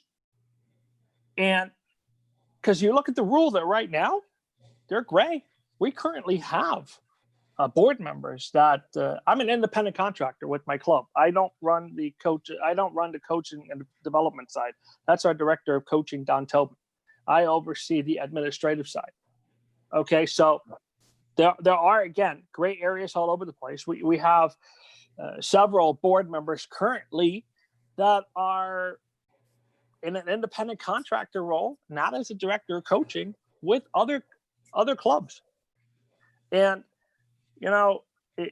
so even under the old rule or existing rule we have right now, there's a lot of gray areas in how somebody can serve on the board. And I remember asking this question directly a couple of years ago before I even thought about running. And, I have those emails still, and it was very vague. And I ended up running just to test the rules. I got on the board. I provided conflict of interest form, and I stayed on the board. So obviously the new rule that's being proposed about striking all that down and making it more simple is to take away that gray area, right? And make it more clear. So I hope I answered the question. Perfect. And then I know Lou had a question before we give Darren and Marino a shot to answering that. Go ahead, Lou. And then okay, very simple. I mean, you're a paid employee for a club. Are you a voting member on the board of that club? No. Then I'm not. That's why you were allowed to stay on the board. Yes, I'm not a voting member. Okay, a lot of people are work for clubs, just like Marino, and being as a signer, you're working for a club, but you don't have a voice or you don't have a vote on the club. So no, fine, you're clear with that. All right, Lou, is that good for you? Yes, sir. All right, so then Darren, Marino, thank you, Kai, for the time. I'm going to give Darren Marino an opportunity to answer that question that came from the chat group. So, guys, I'll repeat it again. It said, how will you handle your commitments to your club? So, Dara, Marino. Yeah, I'll go first. I'm going first. I'm sorry. Go ahead, Dara. Thank you, Marino. Thank you, Justin. And thank you for the question. So I'll be straight up right now. Transparency is 100%. It's one of my top core values, along with honesty. The minute I became August 10th, I sent an email to the entire FYSA board, along with the board of the Lakeland Tropics Football Club, to which I was the president, announcing my resignation due to the fact that I was now the VP of Coach Player Development for FYSA, which was more than enough on my plate, than having to also manage a club. I currently am a coach. I coach one team. I coach a 2004 Girls Showcase team with the club. Yeah, I mean, it's 3 nights a week, and then of course games on the weekend and what have you. I am 100% against the rule change for 3008.1 and 3008.2. I think there's so much currently going on with FYSA. And again, back to what I stated, this is a critical time for our association, and we need to be laser focused on the task at hand, and not have to worry about, oh, I have a job here, or I have this I have to deal with. My 100 primary focus will be FYSA 100%. All right, Dara, thank you. And Marina, your chance to answer that question. I will handle it the same way I did for the past, well, besides the last 2 years, for the past, 12, 13, 14 years, whatever it was that I was on the board. I never used that position to help or hinder anything that had to do with the CTC banners. And all members of the board of directors that have been there in the past can testify to that. It has nothing, one thing has nothing to do with the other one. I'm just a registrar, and like I said, a referee assigned for various clubs. I don't use that, my position as president, to help any of those clubs any which way. Okay, thank you so much for answering the question. And gentlemen, thank you for your time. I'm sure this has helped answer questions for the region to know who the candidates were. So thank you so much for that, guys. Justin, just real quick, everybody, I put my email and my cell number there in the chat. If anybody wants to sidebar with me afterwards, anything, feel free. Thanks, Justin. Sorry about that. All right, no worries. Thank you, guys. And So then, Joel, when are you serving lunch? It's virtual, like the Jetsons. As they said at the Region B AGM last weekend, it'll be at your door as soon as the meeting's over with. Don't worry. All right, Joel, let's move this over to the region leagues. All right, so we got Jeff Kirshner is going to be up first for SFU. Jeff, are you unmuted? Yeah, Justin, I'm here. Can everybody hear me all right? We can. You're crystal clear, and I love the little photo you got in yourself to show who you are. Yeah, well, you know, I got up early this morning, so my hair is kind of a mess, so we're just going to leave it at that. I love it. Hey, better to have than not. Prior to talking about the leagues, I also wanted to let everybody know I do serve on the FYSA Rules Committee, and there's been some misinformation about some of the things talked about today. 2 things. One, the 15-mile rule. I know Tom had mentioned earlier that there was not a violation of USSF 212. However, the Rules Committee has taken a look at the current 15-mile rule, and we believe that it is both a violation of US Soccer 212 as well as FYSA's 1.5, and that's why we recommended of the removal. So just bear that in mind when you get to the voting, and that the Rules Committee is making the recommendation that rule be removed as a result of it being in a violation. The second thing that we wanted to talk about, just from a Rules Committee standpoint, is that the Rules Committee was asked to take a look at the conflict of interest that you see in 3008. And there is a lot of gray area has been discussed by both Dara and Kai and Marino. The ultimate ruling or policy that the Rules Committee came with is because of the gray area. We felt that the intent of the rule was more important than the gray areas of how it's actually drafted. So the perspective of the Rules Committee is that as long as conflict of interest forms are properly prepared, and as long as those that are serving are properly disclosing that whenever and removing themselves or recusing themselves when any of one of those issues comes up, that they are technically in compliance until something changes. So, and we can deal with talking about that later on because I realize that we're in the league, but I just wanted to present those two positions as the Rules Committee has looked at. As far as South Florida United, Justin, thank you very much for sharing the link that we have put out. We put out a press release the other day discussing South Florida United's path forward through this pandemic. We've changed our current offerings from an early season, regular season, and spring season into 2 seasons, a fall season and a spring season. And we're going to offer it for all of our age groups, U9 through U19, both boys and girls, in all 3 divisions.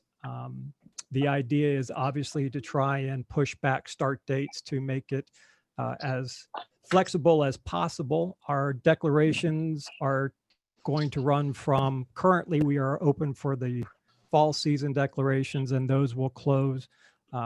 Typically August 15th will be that declaration deadline. We anticipate play for the high school age teams, U15 and up, starting the weekend before Labor Day. And again, this is all assuming that we're in a phase of play that allows for that. But starting for the under 15s and up, just before Labor Day, and for the U9s through the U14s 2 weeks after Labor Day, thereabout. We do anticipate that this is obviously a response to COVID, but it probably will end up being a go forward process as well. Our flexibility is that we are going to allow play from the start date through the end of the year. And in typical South Florida United fashion, it's going to be up to clubs to make and change games as they see fit, as long as they get in a certain minimum number of games by the end of the date. That's all that's really going to be required. The spring season will start basically the first weekend after January 1st, and we anticipate those declarations will be December 1st through December 15th. If you want to take a look at the details of the press release, it's on our website in the first article that's available on the sfuysa.com website. So I'd be happy to take any questions.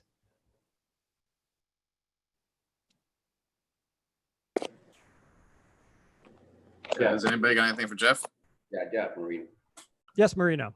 Like it was mentioned a couple of times before. I mean, Broward might be open, Date might not. Some of the fields, I know for a fact, Amelia Earhart Park is still closed because they have a testing site there. Has there been any discussion in the league as to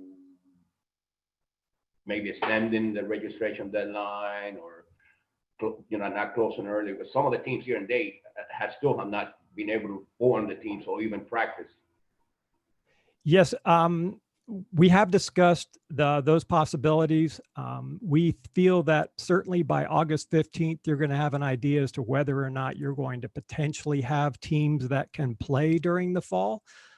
So there still will be that deadline for declaring the teams. However, if obviously you're unable to play games as a result of the pandemic, we are going to be more than flexible in terms of games that don't get played, as with always we do with the league, as long as we're kind of kept up to date on what's happening. And like Jill had mentioned, the other thing that typically happens in the fall is hurricanes and weather. So there's still a lot of those things that could come up.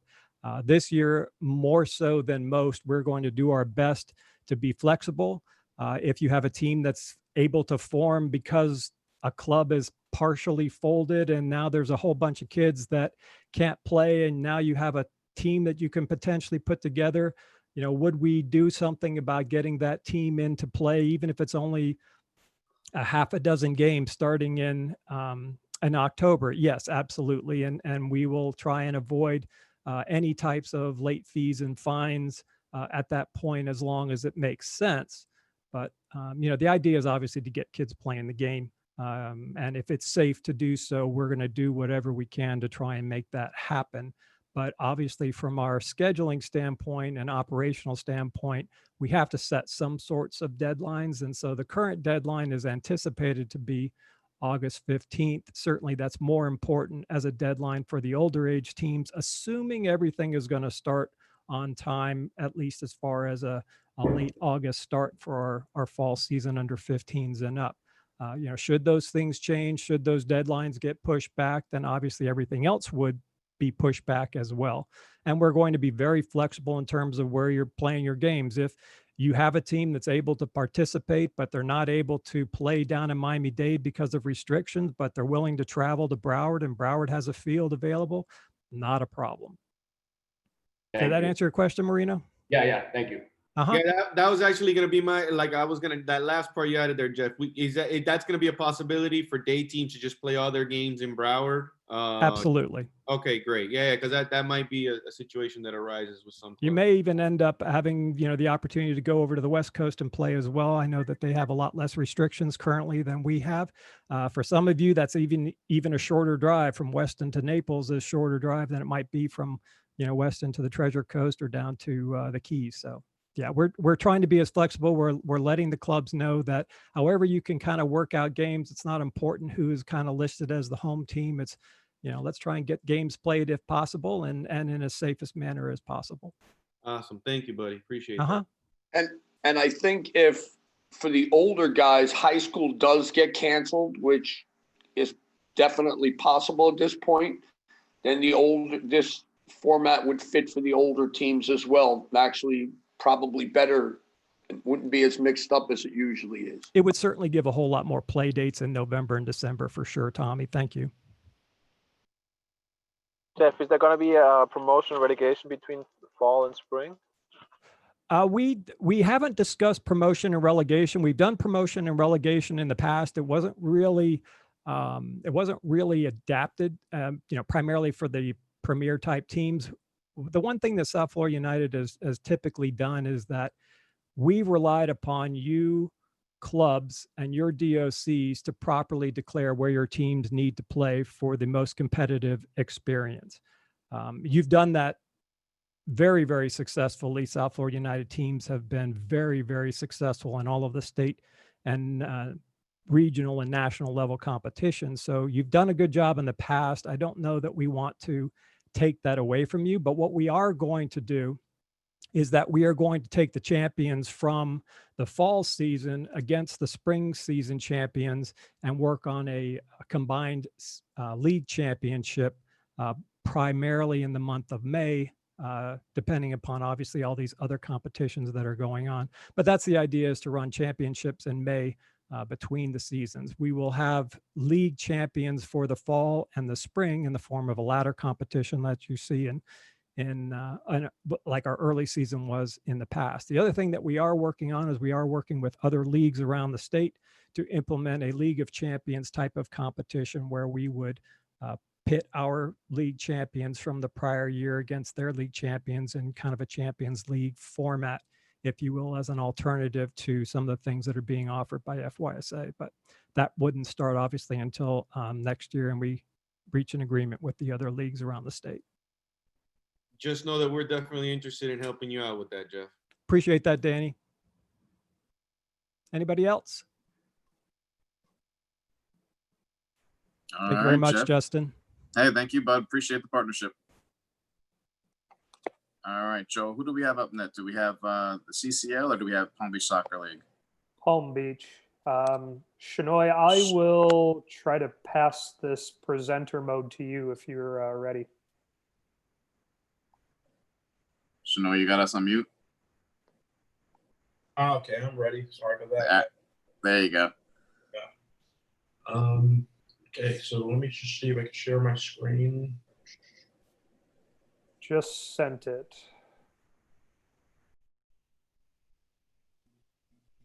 And by the way, everybody, this is Shanoy from the Palm Beach Soccer League.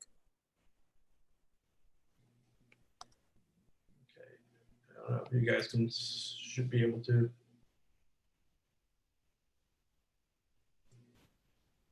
You guys should be able to see my screen, hopefully. Still waiting. Still waiting. Joel, it still says we're looking at your screen. There you go. There we go. Here we go. Now you're ready.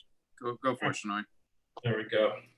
So basically, it's pretty much as Jeff stated. We're going to be in the same position. we had our plans for this year, and that's what I'm going to share with you. However, as COVID still ravages parts of South Florida, we're going to have to adopt and make changes as necessary. So I'm going to share what we have, what our intentions were, and as plans change, we will keep our membership informed. So this was our anticipated goal, was for early season, regular season, and the time frames, and a late season. Obviously, currently, I don't believe realistically that we will be able to host an early season in August. We may have to adjust that time frame to maybe September or even just October, November. A regular season, we still hopefully we'll be able to kick this off, and our late season will still be there. These were the registration dates. The dates will still there. Our registration closing, depending on how much we adjust our early season, we may extend that registration close date, and as a result, all the scheduling, all the dates listed here may be adjusted as needed. Same thing for regular season. We're going to go through those dates, and like I said, the one thing I will urge everyone to do is to keep either on our Facebook page or our Palm Beach Soccer League page to keep updated to the dates and times for registration closing and seasonal play, the format dates. Late season, same deal. One of the things that we were going to consider for the 21-22 year was possibly going to a club model versus an individual team model, and this is what the club v club model would look like, and the team v team model. As of right now, I think with COVID, the club v club model will have to take a back seat just because it invites for a larger group of people to be in one common area. That's obviously not the goal. Social distancing it's going to be very difficult to apply there, but it is something. Hopefully by 2021, we will have a vaccine or some sort of cure for this virus, and we will be able to return to what we perceive as normal.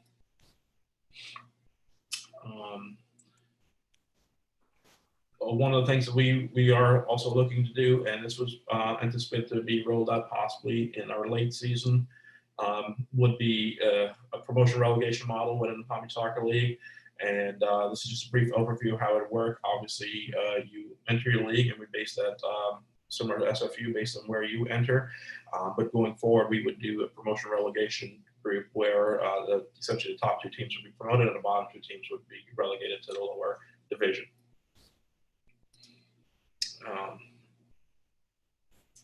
And we hope to work with the state and then to maybe possibly get our teams seated into, or have the state have league seating into their state cup and President's Cup. Every year we normally hold a tournament. Unfortunately, this year due to COVID, we had to cancel. Our intention is still to host it in 2021, should it be there. And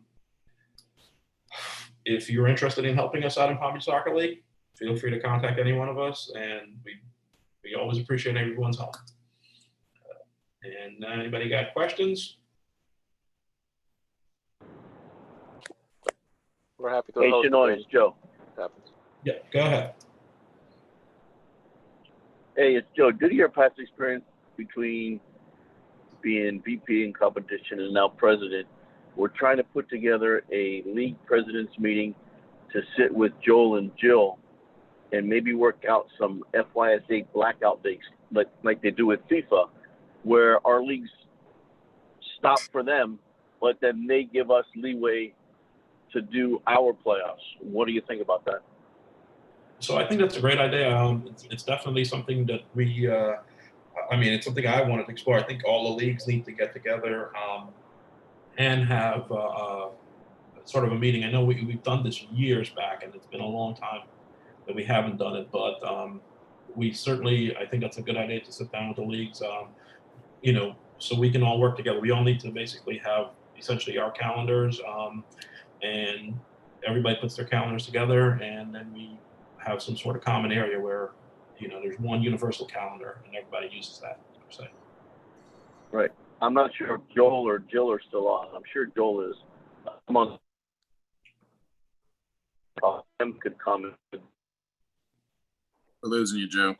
and discuss that. There's been a couple of chats that have come to me about setting something like that up. It'll be a priority for us next week. We'll get something out there to all the leagues and get a Zoom call together. Joel, in Region C, the leagues pretty much do that right now. Okay. Yeah, that'll be easy then. Yeah. Any All other? right. Anything?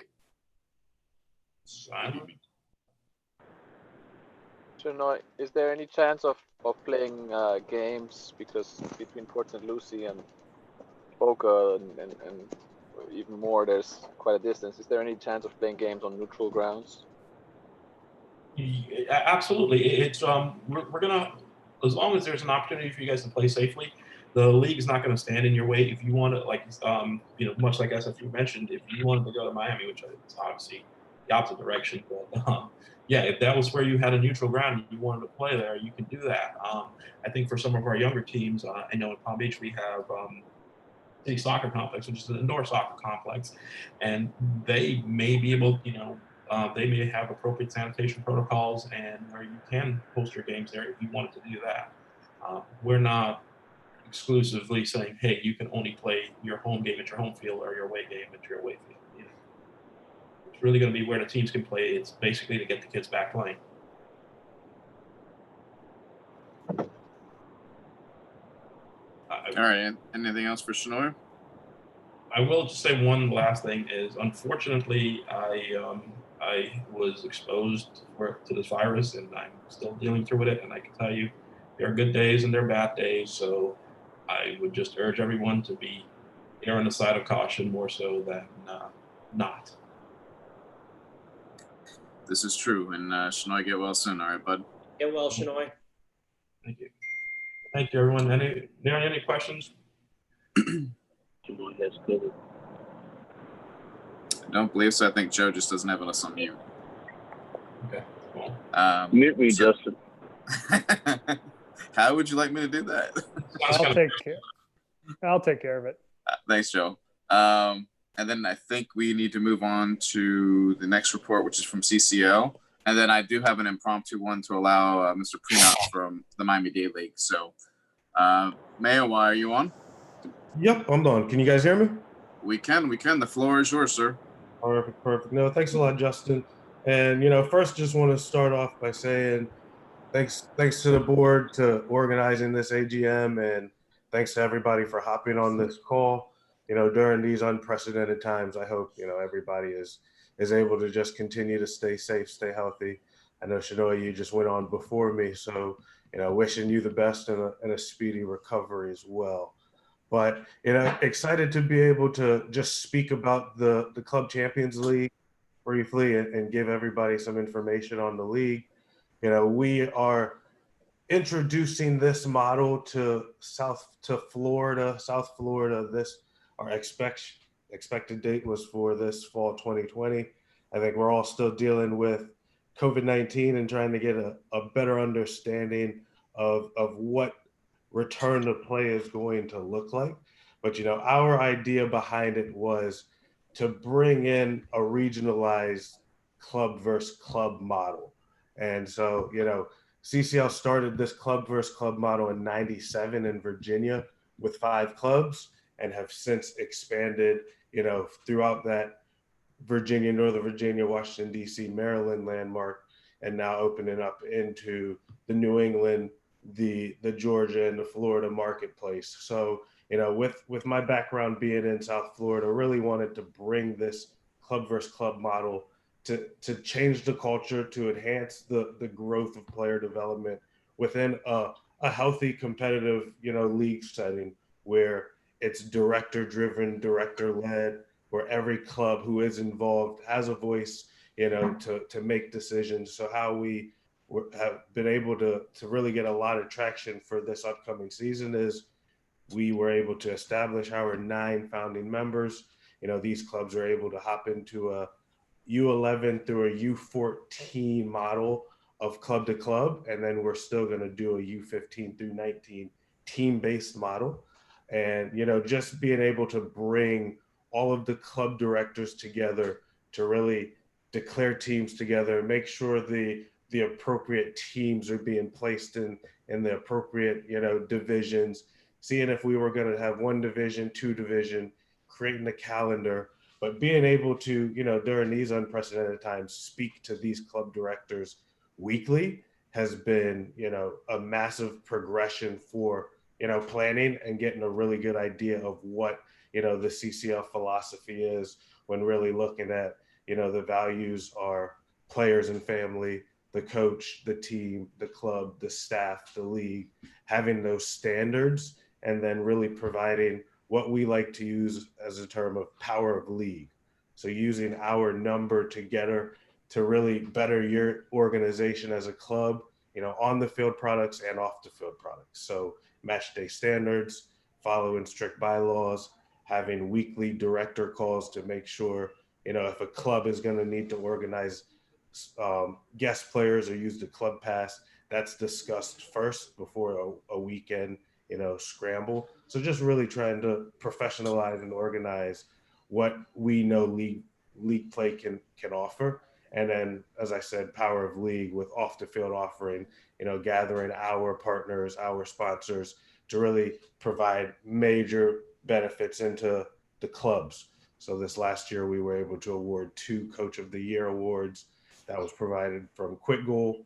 Quick Goal paid for 2 A licenses for the 2 recipients, a male and a female. So being able to have a resource like that, and also have a resource like soccer.com and Adidas to be able to send our clubs, selected clubs, packages so they can perform, different training activities, get a recording of it, be involved in one of the Adidas or the soccer.com releases, but then also, benefiting their clubs in addition to some things. So really wanted to get that message out to clubs that are interested.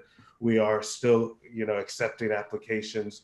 It is a club-based application, making sure clubs can, commit to that 11 to 14 club-to-club model, understanding, very much inclusivity with all our applications, all the clubs involved, but, making sure you can handle and match the standards that we have put forth.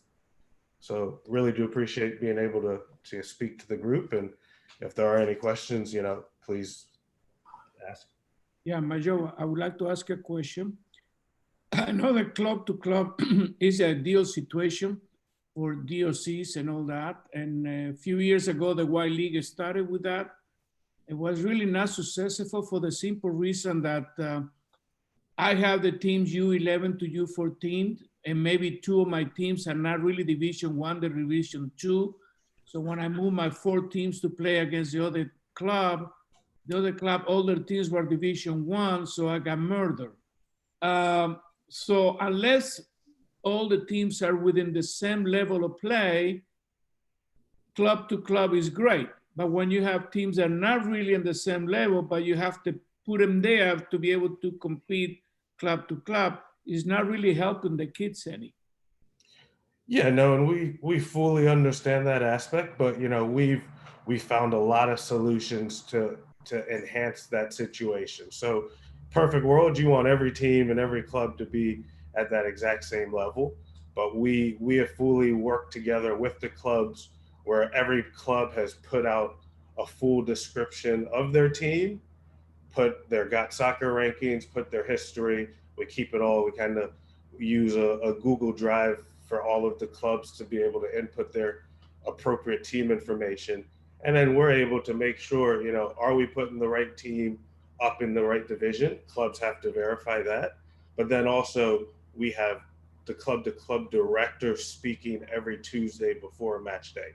So knowing if you're going into maybe a weaker opponent, you've had that conversation with the opposing technical director, and now you and your staff can say, okay, this is a day where let the weaker players play a little bit more, or maybe this is an opportunity to use a club pass player to play up. But, all of this is discussed technical director to technical director to make sure each match is extremely valuable, because we do understand the need. If you're taking your entire club 8 teams over, you want every match to be productive. So we've kind of created those match day guidelines and standards and the protocol before the match day to really create, a superior and a great experience on the field. Can I jump in? I think what Danny is kind of saying is, if everybody was here from the beginning, especially in South Florida, we have all this challenge with how many fields we have. So instead of having mega clubs like they have in Virginia with thousands of kids, and in most age groups you have multiple levels of kids, so you got 4 or 5 teams, you can say, all right, I have an A team and I have a D team. In South Florida, we have more like small little gypsy clubs, and very few of them have the ability to go, okay, you only got a Division III, I got a Division III, or I got a Division A, you have a Division A. So I think that's the challenge that is that what you're referring to, Dan? Yeah, that was the one. Yeah, and then no matter how much I coordinate with the other DOC, if I got a C team and he got an A team, we can talk all day unless they play left-footed, one touch only. We can't participate. And I think that's what he sees as the problem. But anyway, I just wanted to clear up what I thought you were saying, Dan.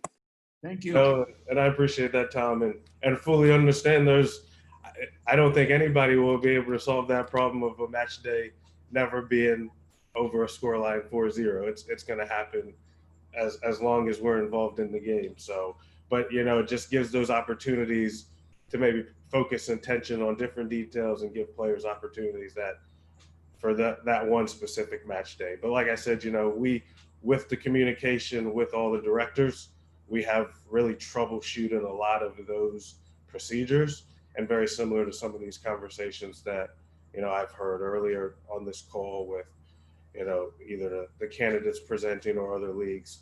All of us are navigating through the same situations, but realistically just want to be able to create the most conducive situation for the players on the field.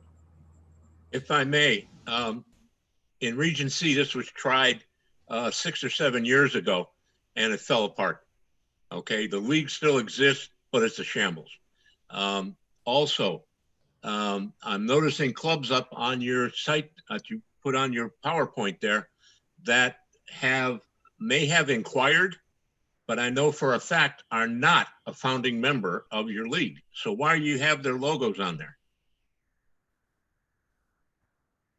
And yeah, so I know just from our history from, 97, working with our full-time staff, we are doing our due diligence of the clubs that we are accepting and the clubs that we are bringing, that we had our initial conversations with. And, bigger picture is definitely to expand, and we may run into issues, in the future. Well, I can understand that, but that's false advertising because they have not paid and they're not a member. And I don't know. Why put their logo on there? I'm not too sure if you'd want to be specific with any club, but every club that's on this has signed official MOUs, has signed confidentiality agreements, and has committed to participating within this league format and play. Okay, but so you say, okay, I know 2 of them and I know they're not. So whatever you got going. This is Joe Nelson. This is Joe Nelson with SFU. I have 2 questions. Yep. One, our logo is on your website, so please remove it. And number 2, we're a not-for-profit league where all of our money goes back to the communities in scholarships and referees. We donate to both Miami-Dade College, IU College, and Broward College. Do you do the same with your league, or is your league a pure profit league for your directors? Thank you. And this was who? Again? Joe Nelson. I'm with South Florida United. South Florida United. So we do not have South Florida United on our SFUYSA.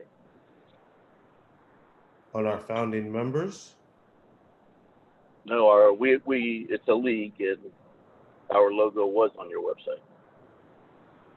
On our Club Champions League website. Okay, well, I will look into this, and so I'm not too sure where that information's coming from based off of these founding members, but you know. What about the second part of the question? And can you repeat that second part? Yes, we are a league that donates. None of our directors are paid. None of all of our profits go back to the league or get donated to the children in our own communities in the form of scholarships, both for players and referees at local colleges. Do you do the same, or is your league a for-profit league? So our organization is a nonprofit, and yes, we do the same. And that was the highlight that I spoke about with the power of league. When we, broker any of our deals, we make sure that all of, I can't say all of it, but we discuss this with all of the directors to make sure portions of anything fundraised or received does go back into the club, and that can be in forms of different partner credits or financial, which is just cash into the club. So we have been able to do that, and our givebacks have been enormous with our years, and so we continue to do and continue to plan to do the same here with CCL Florida. Okay, can you tell me that Marcus Fernandez, Kendall Soccer, Miami Rush, this is a situation that happened similar. I'm kind of going off of some of the other people that have mentioned. Are there any Miami-Dade County clubs that are affiliated with FYSA in this league? Number one. Number two, where would those games be held? So I hope everybody can see the graphic that's shared on the screen of our founding members. And so the groups that we do have from this Broward and Miami area are Hollywood Wildcats, Ives Estates, and Miami United FC. And those are the current clubs. Are they affiliated? I know Hollywood is affiliated with FYSA. Are the So Hollywood, Ives Estates are fully affiliated by FYSA with their own code, and Miami United FC is carded by Forge FC. Forge and Homestead? Correct. So where will they be playing their games? Their games will be played out of Miami-Dade College Kendall or Homestead Park. And these are all kind of conversations that we've had within our league directors meetings, and we have as a league vetted through each club. So they've had to declare their teams, they've had to declare their fields. And as the question that asks, where will these games be played? We are building a home and away schedule. So teams will be responsible for hosting a home match. So another team will bring their 11th through 14 boys and girls. One club will host that match, and that team will be responsible for that field allocation and those referees. Okay. All right, man. Well, thank you so much for sharing with that and taking the time to speak with our region. I am going to switch over to Mr. Prudon because he asked if he could have a few moments just to share. There's nothing to present on the screen, Joel, but Mr. Prudon, the floor is yours. That would be my son, Danny. Yeah, thank you. Can you take this off the screen though? Just so nobody gets confused. Thanks. This is fine. First off, I want to just say hello to everybody. I hope everybody's staying safe. Shanoy, I hope you get healthy. So I hope everybody's staying safe during this time. Unfortunately, here in Dade County, we have a lot of restrictions. So we're not sure if or when we'll be able to get going with the league. But we do plan on having some games in the fall. If we're not able to have an official league, we are working on the things where we can have some activities for the kids in neutral venues and stuff. But but we're gonna have things going on for the kids and the teams. But one thing I definitely just want to implore to everybody here, support your local league. Really, that's what I just like. Really, I wanted the floor for that. Support your local league, support the Palm Beach League, support the SFU, support us. You know, there's a lot of people coming from outside, and they're promising you the world. But don't forget the people that have been here. Don't forget, you know, like Joe said, there's a lot of kids that got scholarships because of the stuff that SFU does. Okay, our league, we do a lot of stuff, you know, for kids with autism and stuff. So don't forget the people that have been here, and don't just believe all the people that are coming and trying to sell you everything. All right, there's a reason that the leagues that have been here for a long time, and it's because we care about the community and we want what's best for the community. We're not here as a money grab. All right, so just remember that. And everybody, please stay safe. And that's all I want to say. All right, I give my floor to Justin. All right, any questions? Justin, thank you, Danny. I mean, I know you speak what you feel. I really appreciate it. It's better if you start saying those things than me that I'm retired. Okay, thank you, son. I love the two of you guys. Great family there. All right, so any questions for Danny before I move on to the next part of the agenda? All right, so I'm going to take the silence as no. What we are going to do, we got the Region A Commissioner North election. You'll see that Joel kindly put the ruling on the screen because right now this will be the time that we'll take any nominations from the floor. So if anybody wants to run for the Region A Commissioner North, I know we already have Russell, who's currently in the role, re-upping again for another term. So at the time, anybody wanting to nominate somebody from the floor?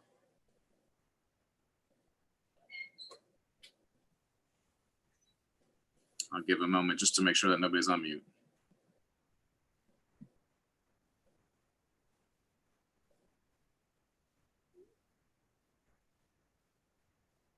Russell, okay. Keep doing good work, man. Keep it up, Russell. I'm doing my best. I'm doing my best. Thanks, Danny. We appreciate the support. So I'm going to assume now that with the silence passing that we don't have any nominations. Joel, can you go back to the screen? One slide back. So I just wanted to read this to you because obviously this will probably be slightly adjusted for our AGM that we have in person, or not in person, the virtual one in August, that it says that the election by email should be permitted under the supervision of the RVP and the FYSA secretary. We're going to bypass that for this because then Russell will automatically win without any contested spot for him. So that carves out a large portion here of our 15 minutes to move forward. Russell, did you want to address the membership for your next term? Basically, I'm going to try and continue to do the best that I can for our region and basically for the whole state. Because as you know, being elected just for the North Commission, I also have to do things for the whole state. So I'll do my best. If you guys have any questions or anything you need, you know I'm pretty much easy to get along with and easy to talk to. Just send me your questions and send me your problems, and I'll do the best I can to get everything taken care of. Congratulations, bro. And thank you, Russell. You definitely step in when needed. So it's much appreciated on behalf of myself and Carlton and Lance and Mike. We definitely appreciate your partnership as well. Thank you. You're a great bunch of guys to work with. And I think, like I said, it's just not an easy thing. And it's not going to be easy to get us back on the right track, but we can do it. We basically have to work together. Hey, Russell, can you move down south so we can get rid of the one we have here? You know. Hey, hey. Now, I don't like the fact that I have a backyard.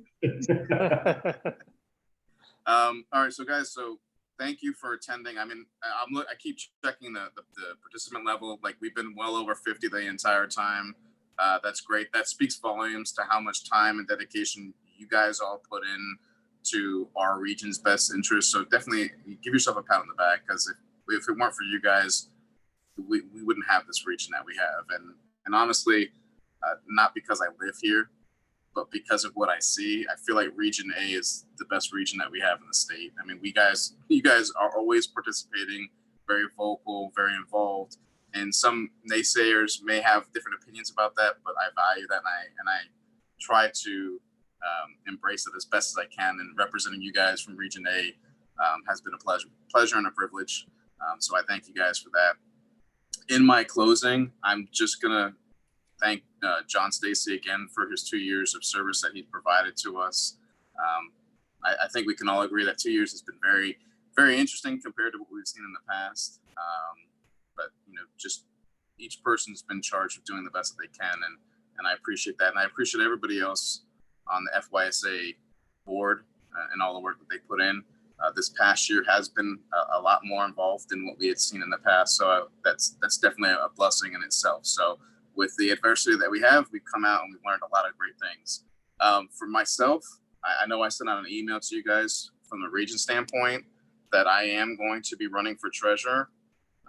I would appreciate any support that I can get from our region to help represent our region at the state level and also represent the state. As I stated in my email, I feel like I'm the right fit for the position based on my experience within my professional career.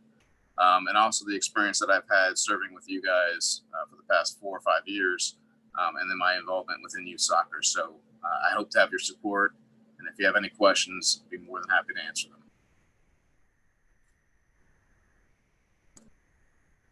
Good luck to you, Justin, and your treasurer's. Thank you, I appreciate it. And great job with this meeting.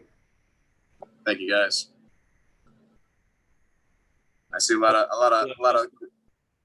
Thank you. I see a lot of great chats coming into the chat, so we appreciate your participation and attendance, guys. Thank you so much. Without further ado, if there's anything else, we can cut this 8 minutes early and actually stay on track. How about that? Good. Except for lunch, this is the best Region A AGM we ever had. Except for lunch. Stay safe, everybody. Yes, you as well. Be safe out there, you guys. I know it's a hot spot in our area, but do the best you can to protect yourselves. Hey, I just checked my front door. There's no food. Keep waiting. That's because I ate it. DoorDash is coming, Lou.